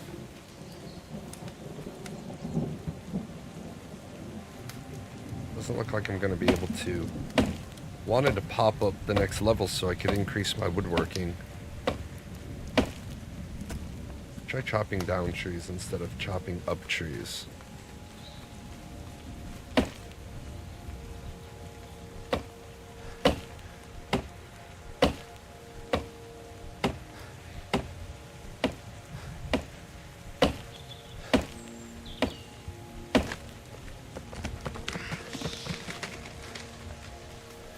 If I made a game like this, I'd probably have it so heat map based on player location and zombie kills determine the spawn rate. If the heat map value is too high, the zombie stops spawning there until the player has been away for quite some time. So I think you couple that, that's a great idea, but I think you couple that with what 7 Days did with their heat map, and the more active you are in an area, the less spawns there are in the area, but the more attention it gets from roaming zombies, which I think is the right way to do it. Like, and again, I'm not a programmer, you're the programmer. I'm just the guy that sits in the room with the good ideas and I throw those out. And then you tell me what works and what doesn't work. But I think it's great. I think 7 Days to Die gets it done really, really well, where there's not respawns.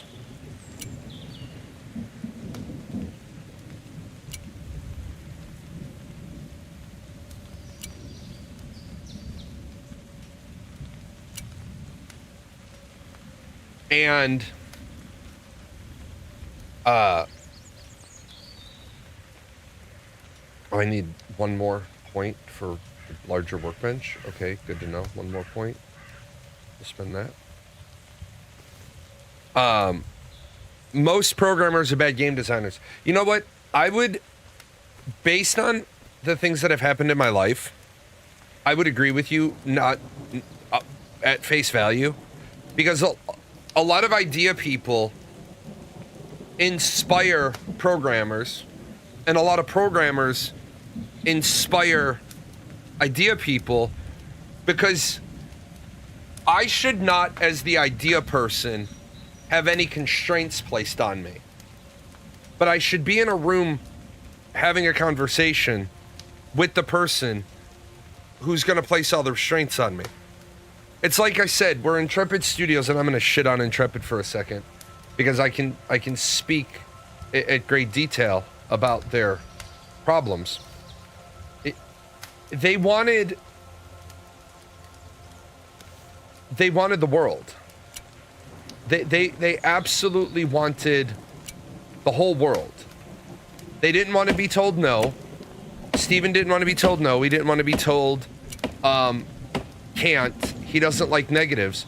And the trick is like, I like to, anytime I can relate a Star Trek story, I love to do it because then Steven can't complain because he's a huge Star Trek fan. You need something to happen. Okay, well, we need 10 years and $50 million. And then we'll be able to do it. Okay. You need a draw knife. So what the hell's a draw knife? Okay, so I can't make that. I can't make the other thing. So we'll do planks. And I'm not saying that you should quit or you shouldn't try. That's not what I'm trying to say. But you want guilds to be 500 people. Okay.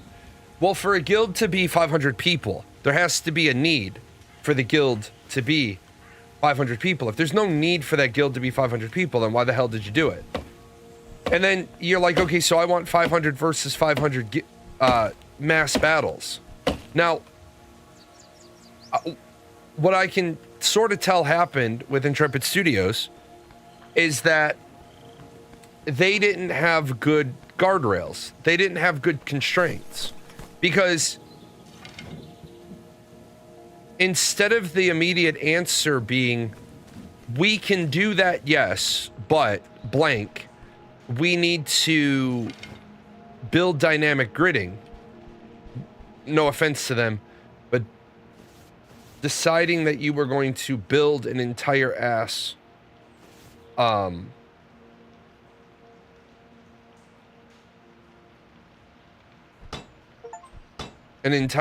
dynamic gridding system, the answer should have been, we can do 500 versus 500. But the way we need to do it is we need to separate this out into 5 100 versus 100 fights. But instead of doing it the smart way, what they decided to do was, no, we're going to develop technology that we're not even sure if it works. And since we don't have any other template to work off, we're going to go with the best we can.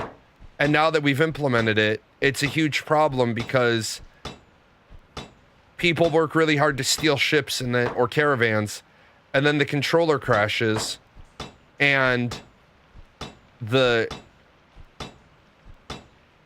spoils are gone. Well, that's because you're trying to build something that you have no business trying to build.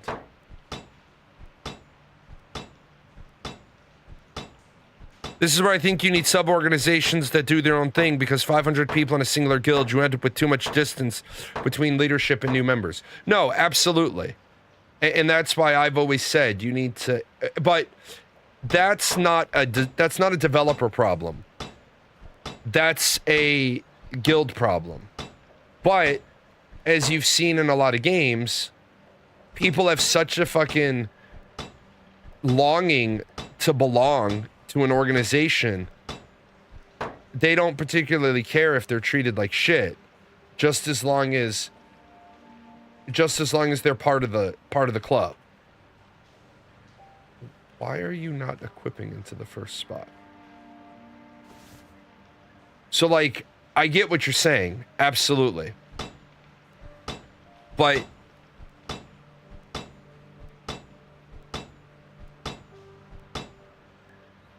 EVE Online has already shown us that the best leaders overcome the best leaders in Eve rise to a level because they have a trait that makes them good leaders. Maybe they're really good leaders, or maybe they're just charismatic and they get people to follow them, or maybe they're reckless and they're bloodthirsty, maybe they're rich. There's lots of reasons why people follow a leader. Sometimes they follow them out of pure curiosity. Yeah, you need lower level leadership. Like I try to set up my guilds with statics. People that are on at the same time you are, that you can run content with. Now, depending on the game, Revelation Online, we were aligned into hard statics because that's how you did your content. ArcAge, there wasn't a hard content loop to do. And so we were thrown together, but we had people that were designated, like, you need to talk to the Archer class lead. Go talk to him. He's here. He's online. I absolutely agree with what you're saying. Guild leaders need to create content for their players. Abso-fucking-lutely.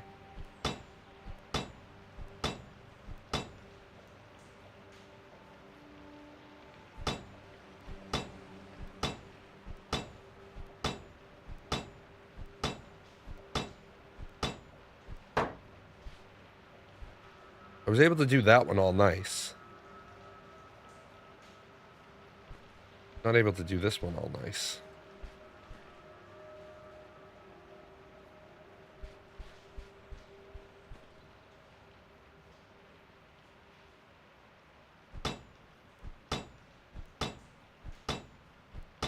I do. Okay, so I'm not quite sure if I like this method or 7 Days to Die's method more. I would like to see the two of them combined. 7 Days to Die, you hit the window 4 times and it puts the planks up for you. Here you actually have to put the planks up. I would like it so it doesn't take as many hammer hits to drive the nails in. But I do like the fact that you actually are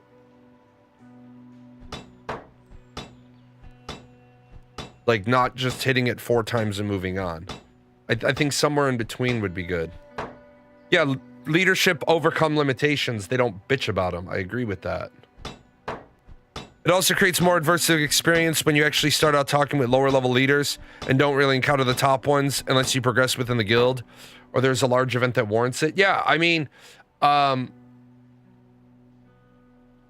when I was a red rope in tech school, you met the new airmen met the senior MTLs when they got off the bus because I was still in school. And so they would start the process. And then when I would get back from school, every Monday, our classes were specifically shorter so that all the airmen could go back to the dorm to incorporate the new one. But it was like, I remember on one occasion, after several sexual assaults on the base, all the females had to move into the medical dorm. And so the senior master sergeant, all the new female airmen, all the pipeline students were all brought to the squadron. And he said, my name is Senior Master Sergeant so-and-so. This is Airman Jalan. This is my senior red rope. This is who most of your day-to-day encounters will be with. Don't give him any shit because he doesn't take any shit. And he's really here to help you. He's the interface between you and us. And one girl decided to say, well, I don't know why I should have to listen to an A1C when I'm an A1C. And Senior Master Sergeant said, well, how long have you been on the base? And she's like, 3 weeks. And he's like, well, he's been on this base for 7 months. Like, that, you're in the military now. Yeah, you're both A1Cs, but he outranks you. And she literally corrected the Senior Master Sergeant and said, he doesn't outrank me, we're both the same rank. The Senior Master Sergeant is like, he outranks you by time and grade. Yeah, also positional authority, but it was like amazing to me, she wasn't getting it. Like, how the fuck you in the military and you not getting it?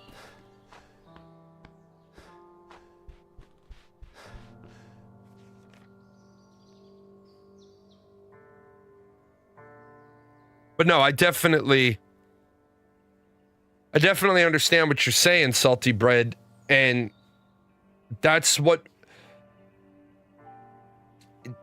a lot of game devs, in my opinion, a lot of game devs build stuff that's not good.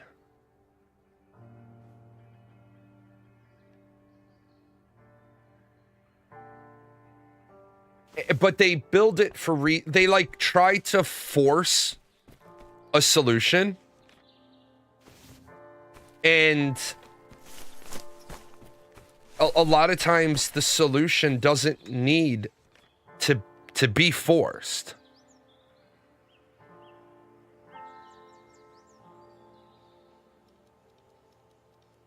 How do you get people to be kind? You don't. Like, I think it was Theory Forge talked about in a Ashes of Creation short yesterday.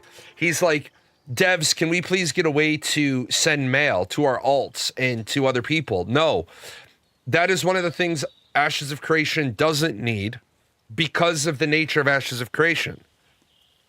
It doesn't need a mail system.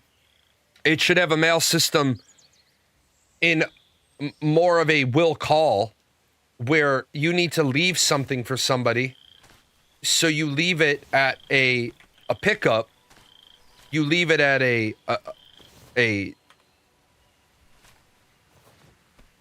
location where it's like a mail system, but it doesn't send it to the next node over. So you go in and you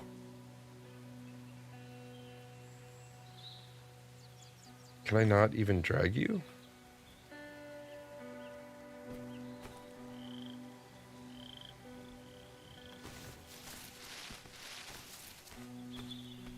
So I want to live... yeah, P.O. boxes. Thank you. Shit, my brain couldn't get there. You have P.O. boxes. Item cannot be moved that far from its previous location. Well then.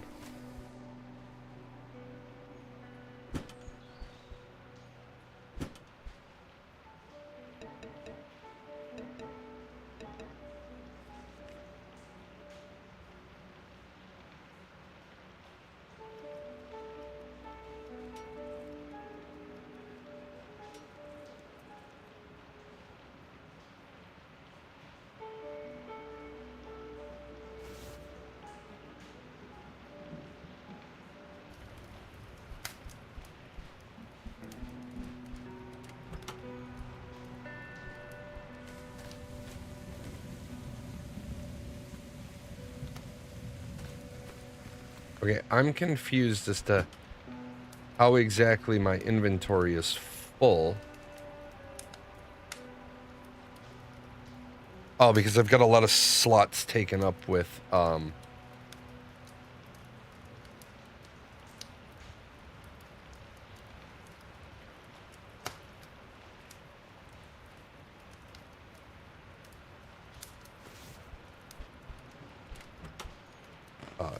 nails. I gotta...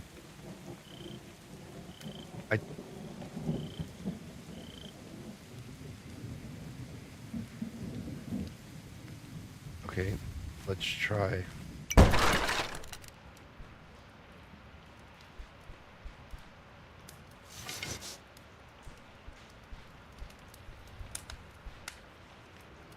Craft.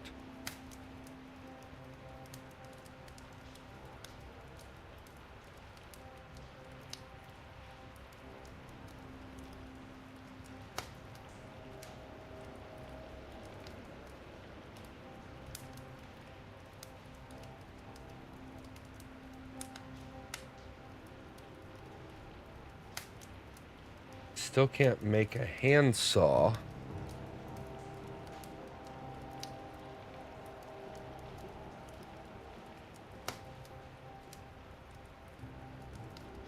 See, I wish that they would tell you, like... It says I can't make a handsaw, and I don't know how. I just got done with your Ashes live stream. Thanks for keeping it. Bootlickers be damned. You know, the truth is, if people would just fucking get it through their head that Intrepid is off the mark, then they might be able to get a decent game out of it. But as long as people are just going to be apologists for Intrepid, like, I'm sorry, and this is going to make me sound like a snarky bitch, and I don't care. They put out the banned player list. Not in alphabetical order, by player name. Not in alphabetical order by server name. That takes 2 seconds. Like, literally 2 seconds. You drop it into a spreadsheet. You sort by column. So you could have sorted it by server or sorted it by username. No, you're not on the banned player list.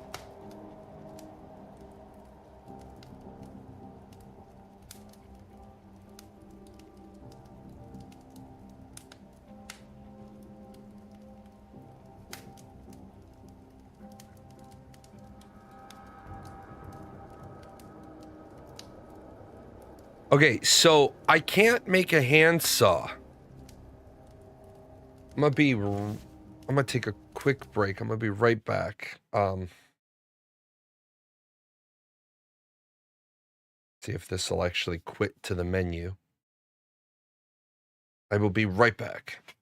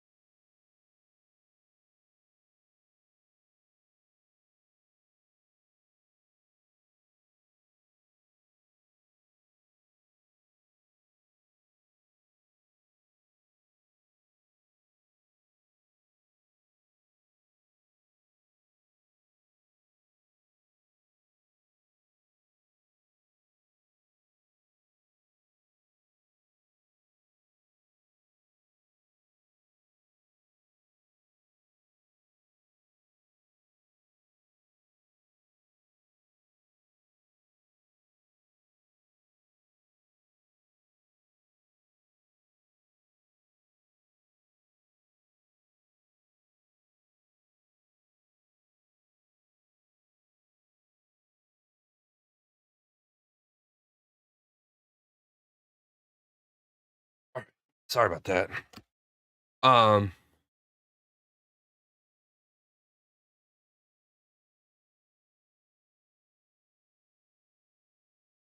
So the problem I have with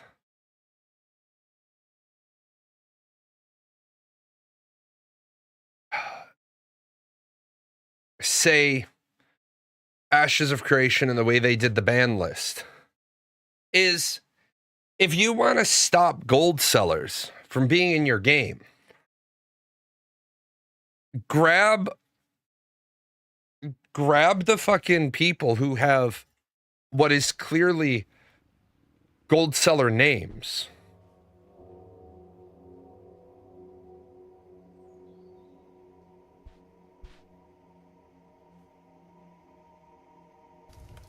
Like if they have a blatant gold seller name, Why are you even fucking around?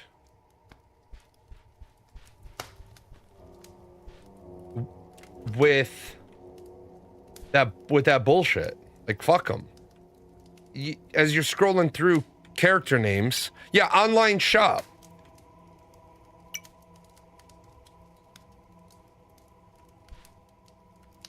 Like, why do we have a character with the name of online shop? Okay.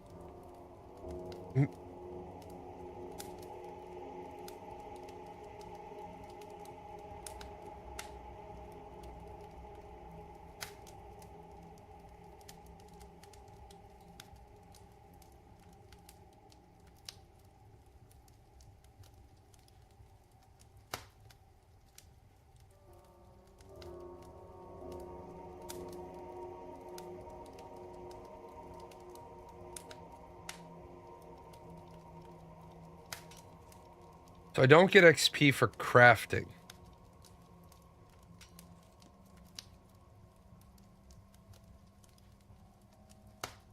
And I've picked...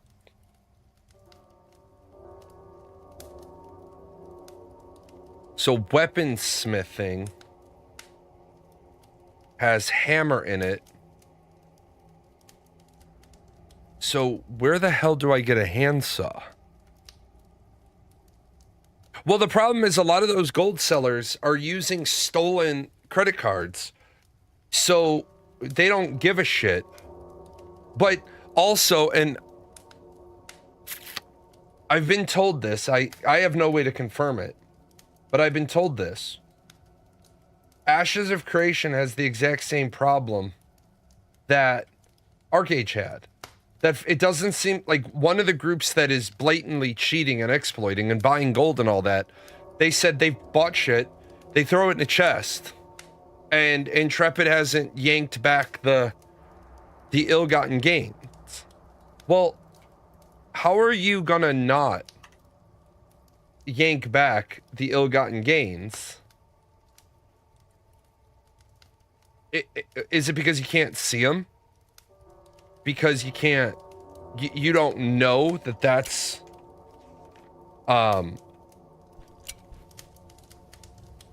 you don't know that that's where the product is gone or where the product is coming from? Like, why exactly are we in this, are we in this state to begin with? Okay, I can't make even a small workbench because I don't have a handsaw.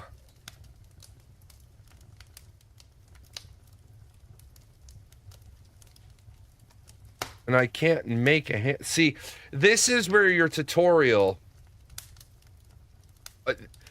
This is where a game falls apart. This crossroads right here. This small crafted workbench is needed to craft simple items. Handsaw. I need a handsaw. I have no idea how to make one. I can make a hammer. I can make a flamethrower, and I see that these aren't unlocked yet. But to make this, I need a handsaw. And I have no idea how to make one. So we kind of run into the problem of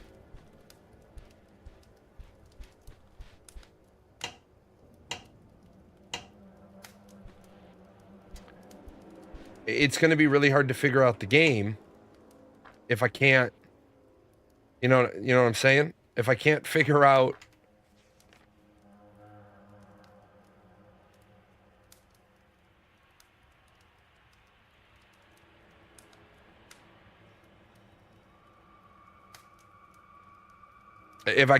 how to get what I need, can't really be successful at the game.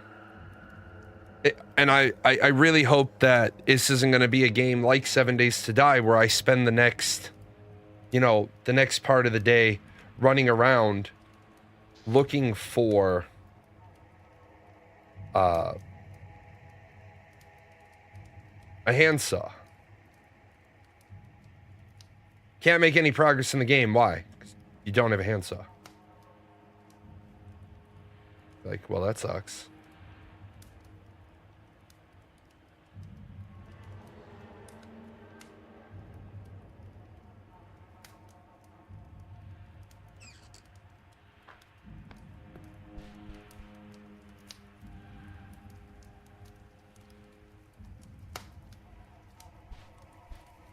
Yeah, they don't value the cost of the account. And they're not really too...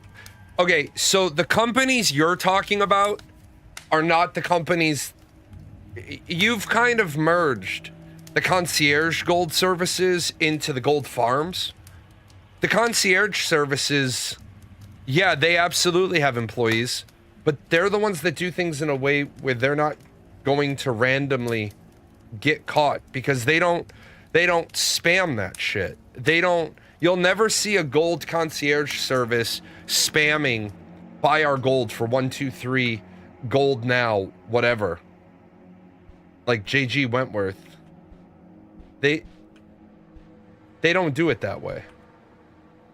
Those companies make an awful lot of money because they have their clientele and they get their clientele what their clientele wants.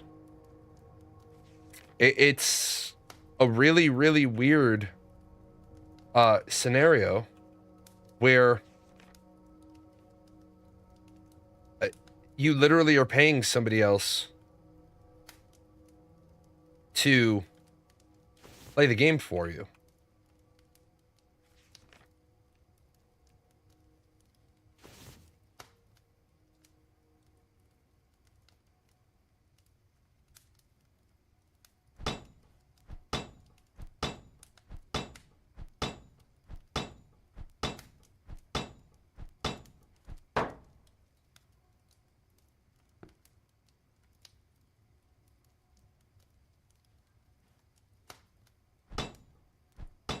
But yeah, the very fact that, you know, and Steven once said that they were going to ban the buyers as well. Ban the fucking buyers. Yeah, Path of Exile, remove the dollar signs, exactly. But no, Steven once said we're going to ban the gold buyers as well. A mayor got banned in the ban wave. Well, Intrepid's acting like they haven't had people reported for a year and a half for cheating, exploiting. Nice Gaming did a video yesterday that I saw where there are bots that are mages using skills out of the rogue kit. They don't die. They don't level.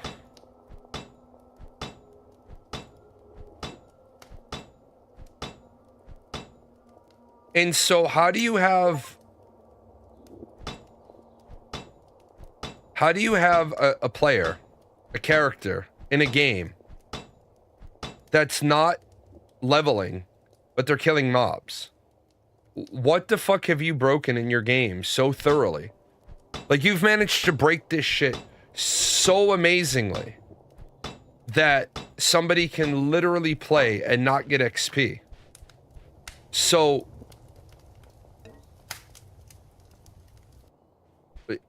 how fucked is your game? Not trying to be mean, not trying to be rude, but how fucked is your game then?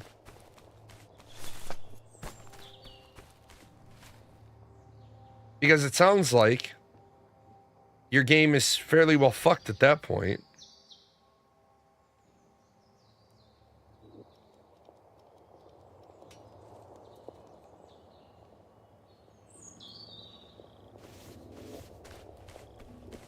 Alright.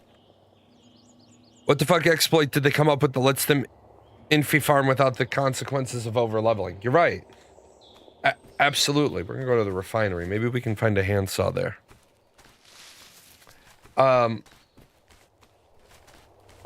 yeah, like you said years ago your plan was to make it so the game couldn't be exploited. But it sounds like you didn't do any of that because either you didn't get around to it or you didn't know how to do it. But if you have, like, if you have people that are able to dig into your code and make a character that doesn't level,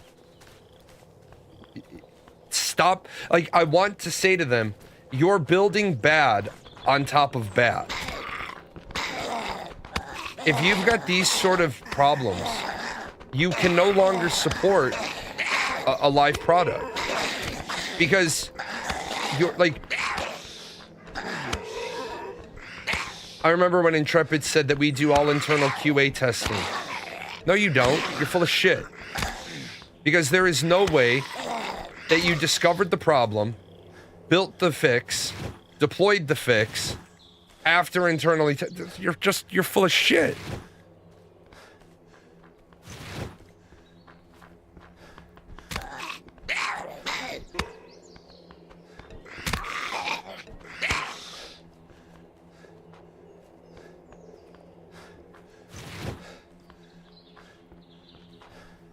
Yeah, but he doesn't even need to do that shit. He could do that shit with GM tools. That shouldn't be some sort of backdoor. What I believe is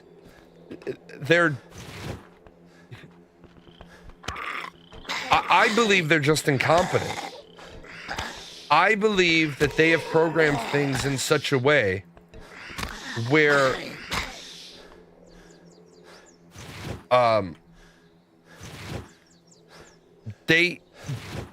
first of all, my personal belief, I'm not stating this as a fact, I'm saying it's my personal belief. I believe, based on what other people have told me, things that I've been shown, things that I can show, that they are literally cobbling the game together with AI prompts.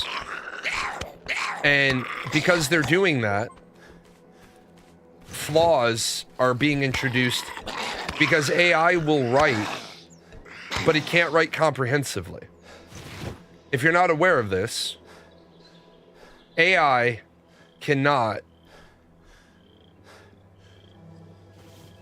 I have no idea, but it seems like there's a big problem, because it seems like every time they fix something, they break something else.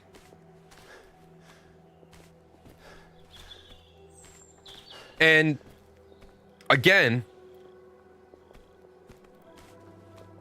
LLMs can absolutely write software. They absolutely can. In fact, there's a whole website, and I've already tested it. I've already used it. I'm building a little chat battle program so that as you chat, a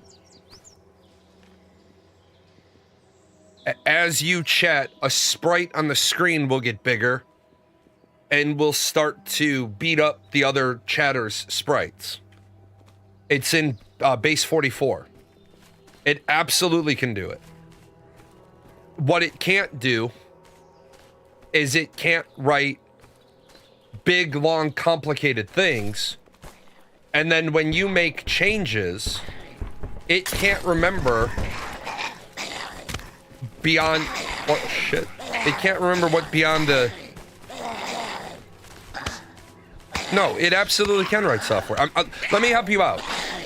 Stop talking, because you're absolutely wrong. Because it does in fact work. The problem is that the more complicated you make it, it can't remember it can't remember the previous instruction. So when you say this piece isn't working, fix this. So you fix it. But then it, like, the red sprite doesn't grow when chat commands are given to the red sprite. So then it starts fixing things. The problem is, as it's fixing things, it's breaking other things. So now you're like, okay, the purple, you fix the red sprite, you've broken the purple sprite. Because what it's doing is it's not solving the overall continuity, it's solving the particular problem. So you end up having to give it instructions like, without hand jamming it, making sure this is fully automated, do this. And then it comes back with, like an hour later, it's done it. But then you try to do the next thing, it's like, oh, you've used up the maximum amount of allowable tokens. So it absolutely can write software. What it can't do is write complicated software. It's just like, what the fuck is the name of it? I can't remember what the fuck the name of it is. Zencoder. Zencoder is an amazing piece of software for HTML programming, for website development. It's absolutely amazing. Except, you'll notice if you ever pull down the code for my websites, I have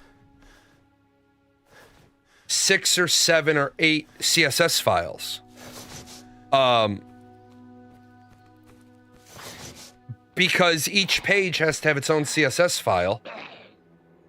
Because when I need to make a change to page 1, it can't have any of.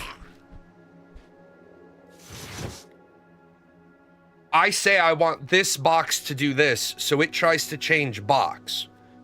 But then if I try to say CD wrapper, album wrapper, Spotify wrapper, it starts to not be able to go through 3,000 lines of CSS, and then it starts to overwrite stuff. You do, but the problem is, it sees the first solution. It sees the first container ID, and it says, oh, let me grab this container ID and make it do what the user has asked for. Dude, I don't want you to change the container wrapper. I want you to make a new container wrapper, and it doesn't know how to do that. Also, oh shit, I don't. If you ever ask Zencoder to optimize a CSS, and let me back up. 6 months ago, Zencoder was completely different.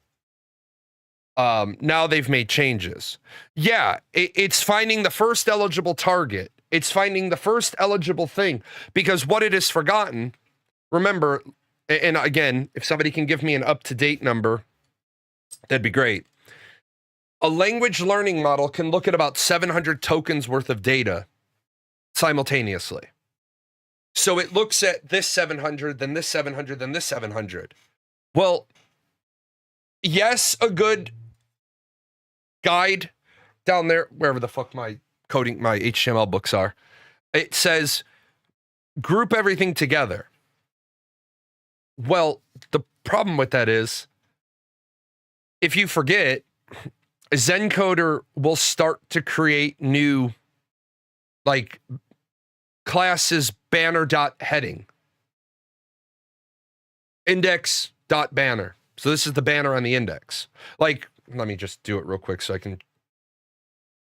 There's a little teeny tiny flaw on all of my web pages, and I have to fix it. But it's one of those things I have to not need pain meds, because I have to have a clear head when I do it.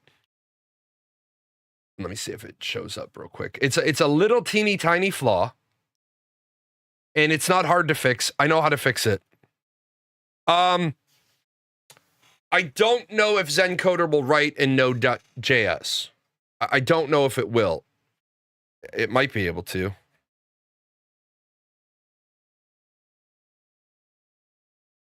Yes, it can write in Node.js. In fact, yeah, I'm stupid. Yes, of course it can, because that's how I do this. I believe that's how this banner works. But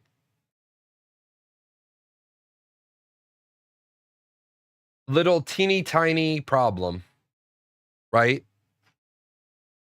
On this page, this doesn't stick to the top. On this page, it does. But the thing is that you see right there between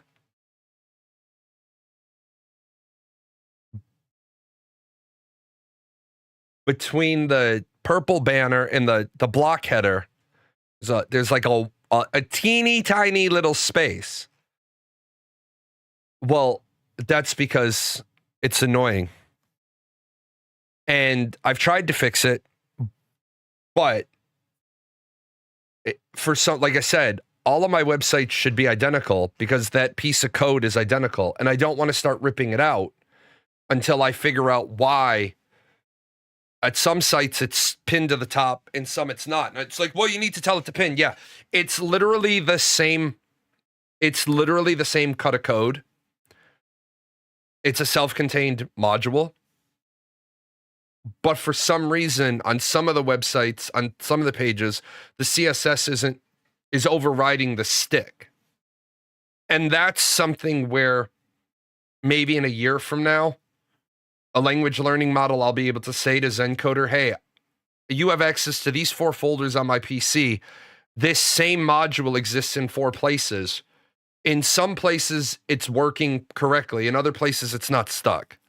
I forgot. It's been 6 months since I did it, so I forgot the specifics. But where the problem comes, I could. There's a lot of ways I could do it.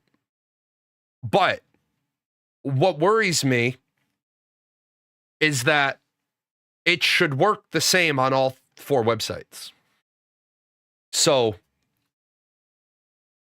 it shouldn't be deciding that on some websites, oh, it doesn't work on you at all.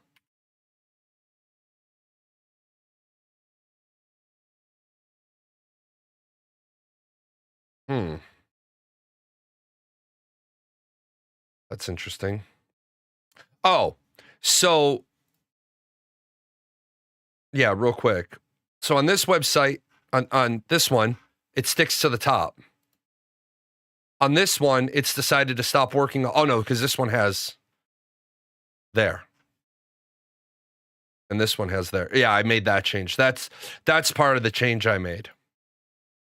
Jalan.com, it pops up the whole window at the top. If you go to Jalan.com while I'm live, the only thing I want you to see is this. That's also annoying. Fuck you, Twitch. That's annoying as shit as well. And then this one, it scrolls off. It's probably, no, the banner itself is the same because the way I did it was I literally copy and pasted the same folder everywhere. But I forgot, see, somebody said, welcome to programming. I'd forgotten that in the interim on the game-specific websites, I had a different plan. On the game-specific websites, on Ashes 101, I only want, and I haven't gotten around to fixing it this way, but on Ashes 101, I only want the player to appear if I'm playing Ashes of Creation. And I've kind of gotten around it with the chat thing that I wrote, but it's weird to do it that way. But it's great that I was able to put the websites together. But if you're a designer and you're using AI to help you with your coding, then again, your knowledge limitation is going to be, I know what I know, but I don't know beyond that. Now, I can't say for definitively certain that Intrepid is using AI in their coding, but they're using AI in their writing. They're using AI voiceovers. So, and again, there's nothing wrong with leveraging AI in your coding if you're properly using it to teach yourself. If you're not getting the knowledge out of it, then that's the problem. Anyway, Survive the Nights. I'm actually pleasantly surprised. Survive the Nights is actually pleasantly good now that I understand that the big problem is the slow motion. You need to get out of full screen. Now, is the game ever going to be a blockbuster? No. Do I? Oh yeah, this is pretty bad. I'll show this real quick and then I'll pop over. I'll get their historical one. This is kind of rough. They've never had more than 1,700 people playing the game. Holy Christ. Oh yeah. This game is 9 years. This game has been online for 9 years. So I hate to be the person that says your game is never going to go anywhere, but you started having this playable in June of 2017. The most you've ever had was December 2017, and then it's pittered off from there. Unfortunately, just to be frank, just to be Jalan, you have... My name's not really Frank, by the way. If my name was Frank, I'd probably shoot myself.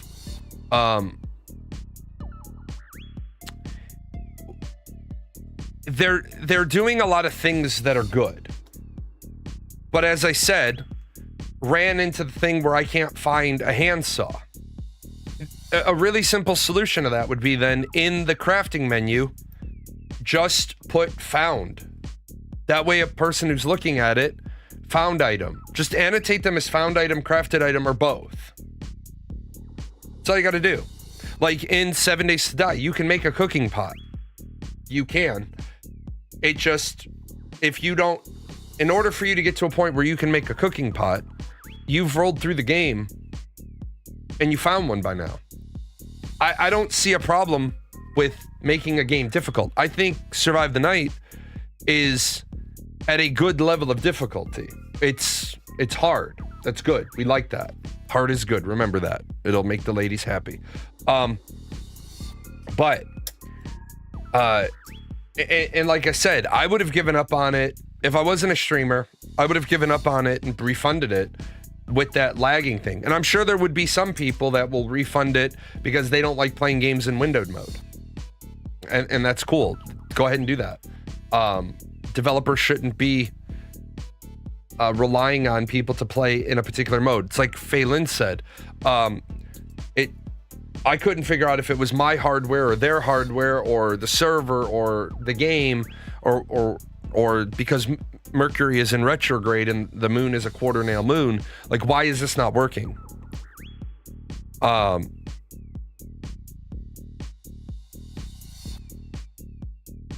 With that said, do we need more zombie survival games in the market? We need, first of all, online gaming needs help. And here's the really sad part, folks, MMORPG fans. We are at a spot where I don't think Chrono Odyssey is going to satisfy people. I don't think ArcAge is the new ArcAge is going to satisfy people.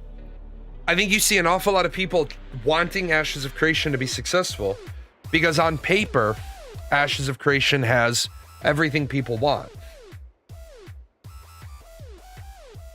But the only salvation for Ashes of Creation right now is if a development team that knows how to make it were to buy it. The game might just not have started marketing yet. It's semi-common for indie studio solo devs to go early access for some income without marketing, then go on full for 1.0. You're right.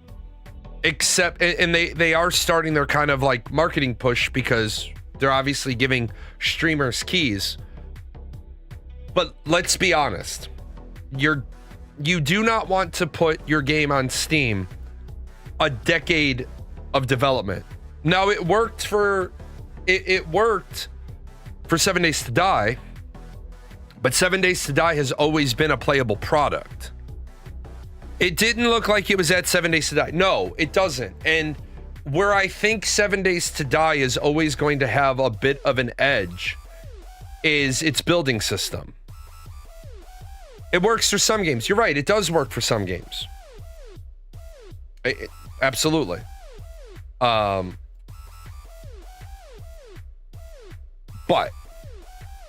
I don't see this game getting the polish level it needs and being able to break through. Now, maybe it could, but I definitely think the tutorial needs to be a little bit more comprehensive. But I love the fact that in the tutorial you're destined to die. I mean, that's a good thing. I think some of the interfaces need to be polished. And remember, sometimes people hear me talk about stuff and they think I'm saying I want the game to be easy. I don't want the game to be easy. I want the game to be easy to play. I want it to be like Risk. Easy to play, hard to win. I want there to be an ease of gameplay. I want the difficulty to be high, but I want it to be easy to play. Like, for example, Crusader Kings 3, Hearts of Iron, Europa, Stellaris. Amazing games. Paradox Interactive makes the best grand strategy games ever. Why do more people want to play Civilization versus Crusader Kings? 2 reasons. Civilization is a hell of a lot easier to play, but it's also a hell of a lot easier. Crusader Kings is rough. Of all their games they have, Crusader Kings is rough. Especially, Civ is easier to access. Crusader Kings is hard. Project Zomboid is a game I wrote a paper on, and they're doing what Ashes should have done. They developed a CVP and released it to the public in early access. With a build 21, which indicates they had 20 release candidates before they felt it was enough. And now they're using public testing for build 43, which incorporates multiplayer access. People love it because they can actually play the damn game. Oh, I agree with you. I mean, marketing might also be a thing. I've seen way more ads for Civilization than Crusader Kings. Because here's the thing, 6foot, and you hit it spot on. People that love grand strategy already know that Paradox Interactive makes the best grand strategy games. But I like Hearts of Iron. But every time I play Hearts of Iron, I forget how to play CK3 because they're radically different. Whenever I play Stellaris, I forget how the hell to play Hearts of Iron and CK3 because they're radically different. And then what's the other game? There's one other really it's like really fucking complicated, and I own it. Not Europa, it's the other one. It's the one that's like Civilization. Civilization has been around for decades. That's also true. What the hell is it? No, Victoria is another great one. It's the dragon one. What the fuck is it called?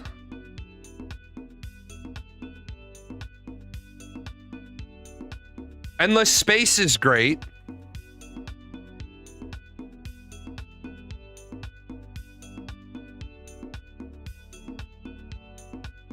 In fact, where the fuck is my copy? Oh yeah, I have Endless Space 2. Endless Space is Baby Stellaris. Yeah, and that's why Endless Space is more popular. Because it's Baby Stellaris. Where the hell is this game? By the way, I have a game on my PC called Zombie Night Terror, Zombie Cure Lab. I have a thing about zombies. What the fuck game are you?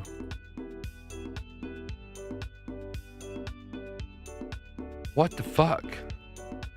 Sorry, I'm having a moment.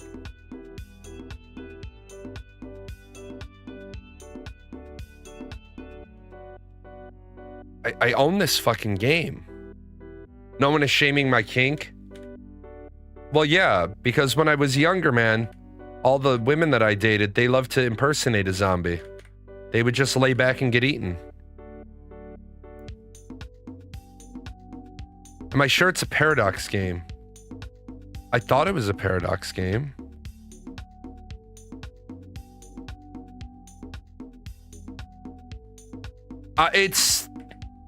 I've streamed it in the past.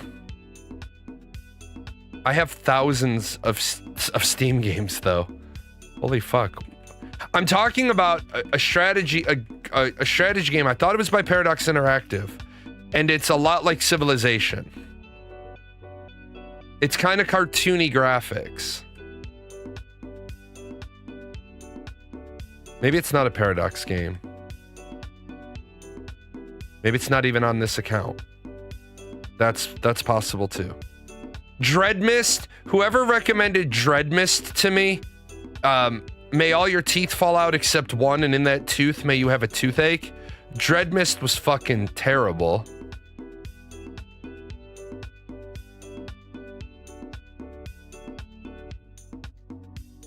Hold on, I'm almost through. Oh, maybe it's not in my Steam account. Maybe I have it on a standalone launcher, which is gonna suck because the place that I got a lot of them from no longer exists. Survive the Fall is another Paradox game. That's not what I'm talking about.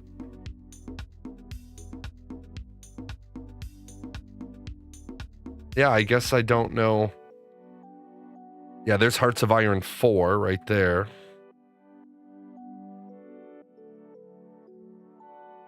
Maybe it's not a... It's not. There's I have Invasion 2037. That's another wonderful zombie game.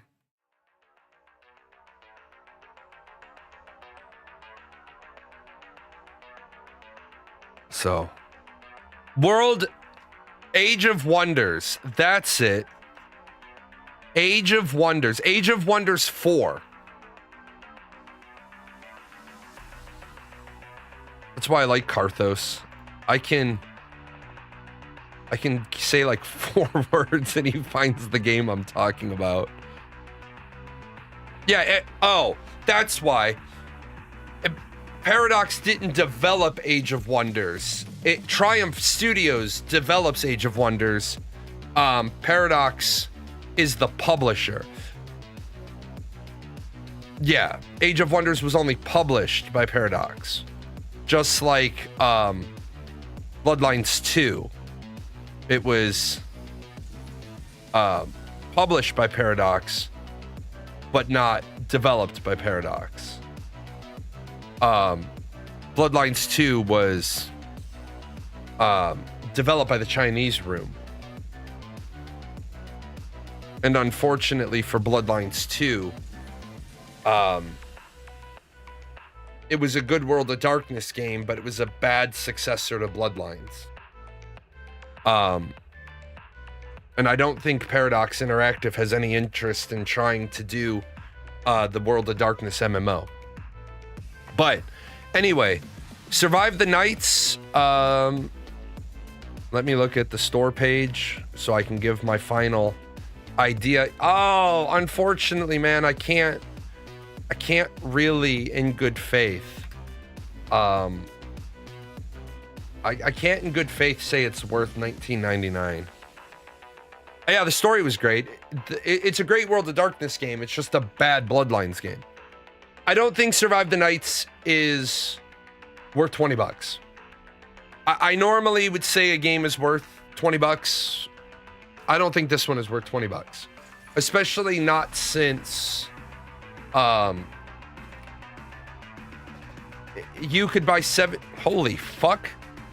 When did 7 Days to Die become okay, that's interesting. 7 Days to Die is now $44.99.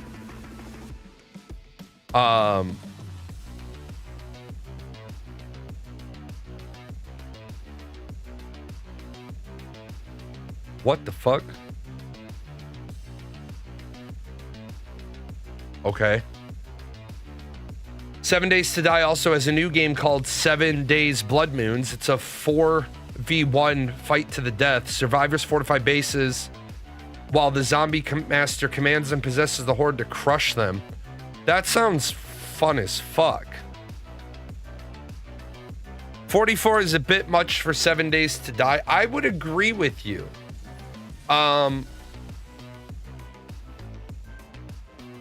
I would agree, but You could get Cyberpunk. Well, again though, Cyberpunk 2077 is $59.99, with Phantom Liberty being $29.99. So shit, you're looking at $90. Yes, 7 Days to Die. There is literally a game called Cyberpunk Sex. What the fuck is wrong with society? Why the fuck is there a game called Cyberpunk Sex? Cyberpunk Sex is an adult sandbox game in a neon-lit pleasure house. Explore 30 interactive rooms, and unlock toys, and enjoy explicit sex scenes with full control and zero shame.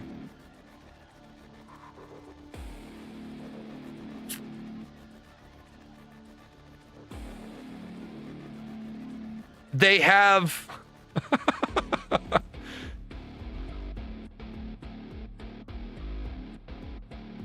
Cyberpunk Sex, fun with body for cyberpunk, fun with boobs, girls for sex, sexy boys, sex monsters, erotic fiction, fun with penis, adult for cybersex, anime for cybersex.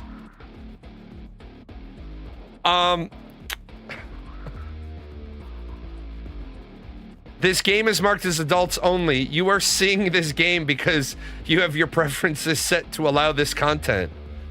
I don't want to see this content. I don't want to see it. Hentai Cyberpunk. Cyberpunk 307076. Cyberpunk Grafter, Cyberpunk Dominion. I can't even show these. What the fuck? Sexy Cyberpunk Puzzle. What the fuck? Yeah, I have stumbled into the dark web of Steam. Yeah, why is there no Cyberpunk 3069? Why is there no Cyberpunk 420 for 69?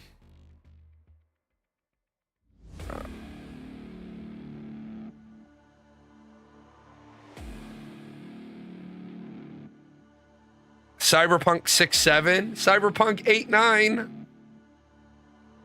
Oh yeah, you know what? That's actually a good idea. I am gonna do that. I just Steam charts.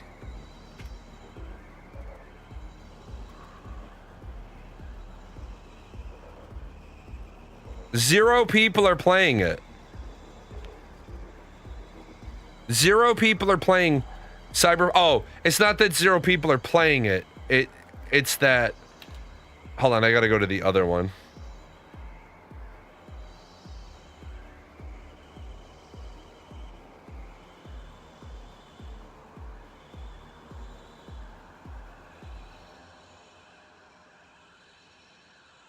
Oh, it doesn't have any active players.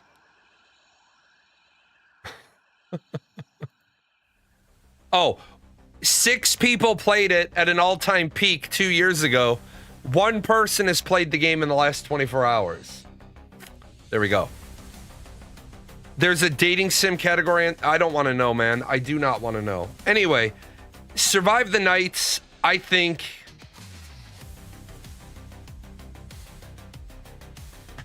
Does it have any reviews? They're actually mixed. Hold on, let's see. This game is so confusing. Already refunded. What's the point to control a sexy character if she cannot interact with sex scenes? All I could do was walk around trying to find objects in one room to interact just to open another room. Somebody said this is up. I've been following the devs' work for a couple of years. The quality of previous work let me start doing DAZ renders, which I'm grateful for. Compared to previous games, that is of acceptable quality already. What the fuck? I could not get the instructions without loading a program that I have no use for. Have to download a program just to learn how to play. It's a good game, easy to understand. What I like the most is you see everything in detail, and from any corner, you are not limited. Half the time I'm confused, the other half, well, distracted. Great gameplay and solid mechanics. Definitely worth checking out. Oh, fuck.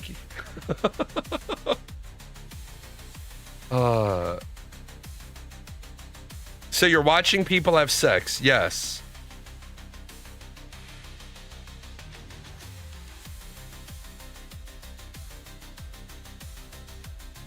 All right.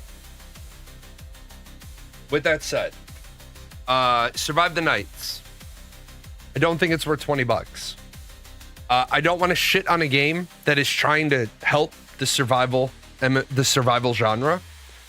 I think Survive the Nights has a lot of really good ideas. I liked the way that it did a lot of things. I didn't like the fact that it took so long to put each board up, but I liked the idea of potentially not blocking in all of my windows. If you played 7 Days to Die, you have a choice. You can frame in the window or not frame in the window. I like the fact that I could have put like boards on the windows, like a couple at the bottom, a couple at the top, but still let in natural light. I think Survive the Nights is never going to make it, but I think it helps give some ideas to other developers. I know that sucks, that they're going to work really, really hard on it, and they're just not going to get, and it's just, there's not enough unique about it for me to care about it. You know what I'm saying? Anyway, thanks for popping in today, guys. I'm going to get out of here. I'll be back tomorrow for the politics show. I don't know where I'm going. I always like to do the reviews if I take a game key. I took a game key, so I did the review. See you tomorrow for politics. I wonder if the organic meat sack that runs this channel knows a lot of these sponsors don't sponsor us anymore. They were longtime sponsors. The credits are fine. Do we get paid? Is any of this sponsorship money for Gale, Daisy, the Chaos Fund? You are a figment of Jalan's imagination.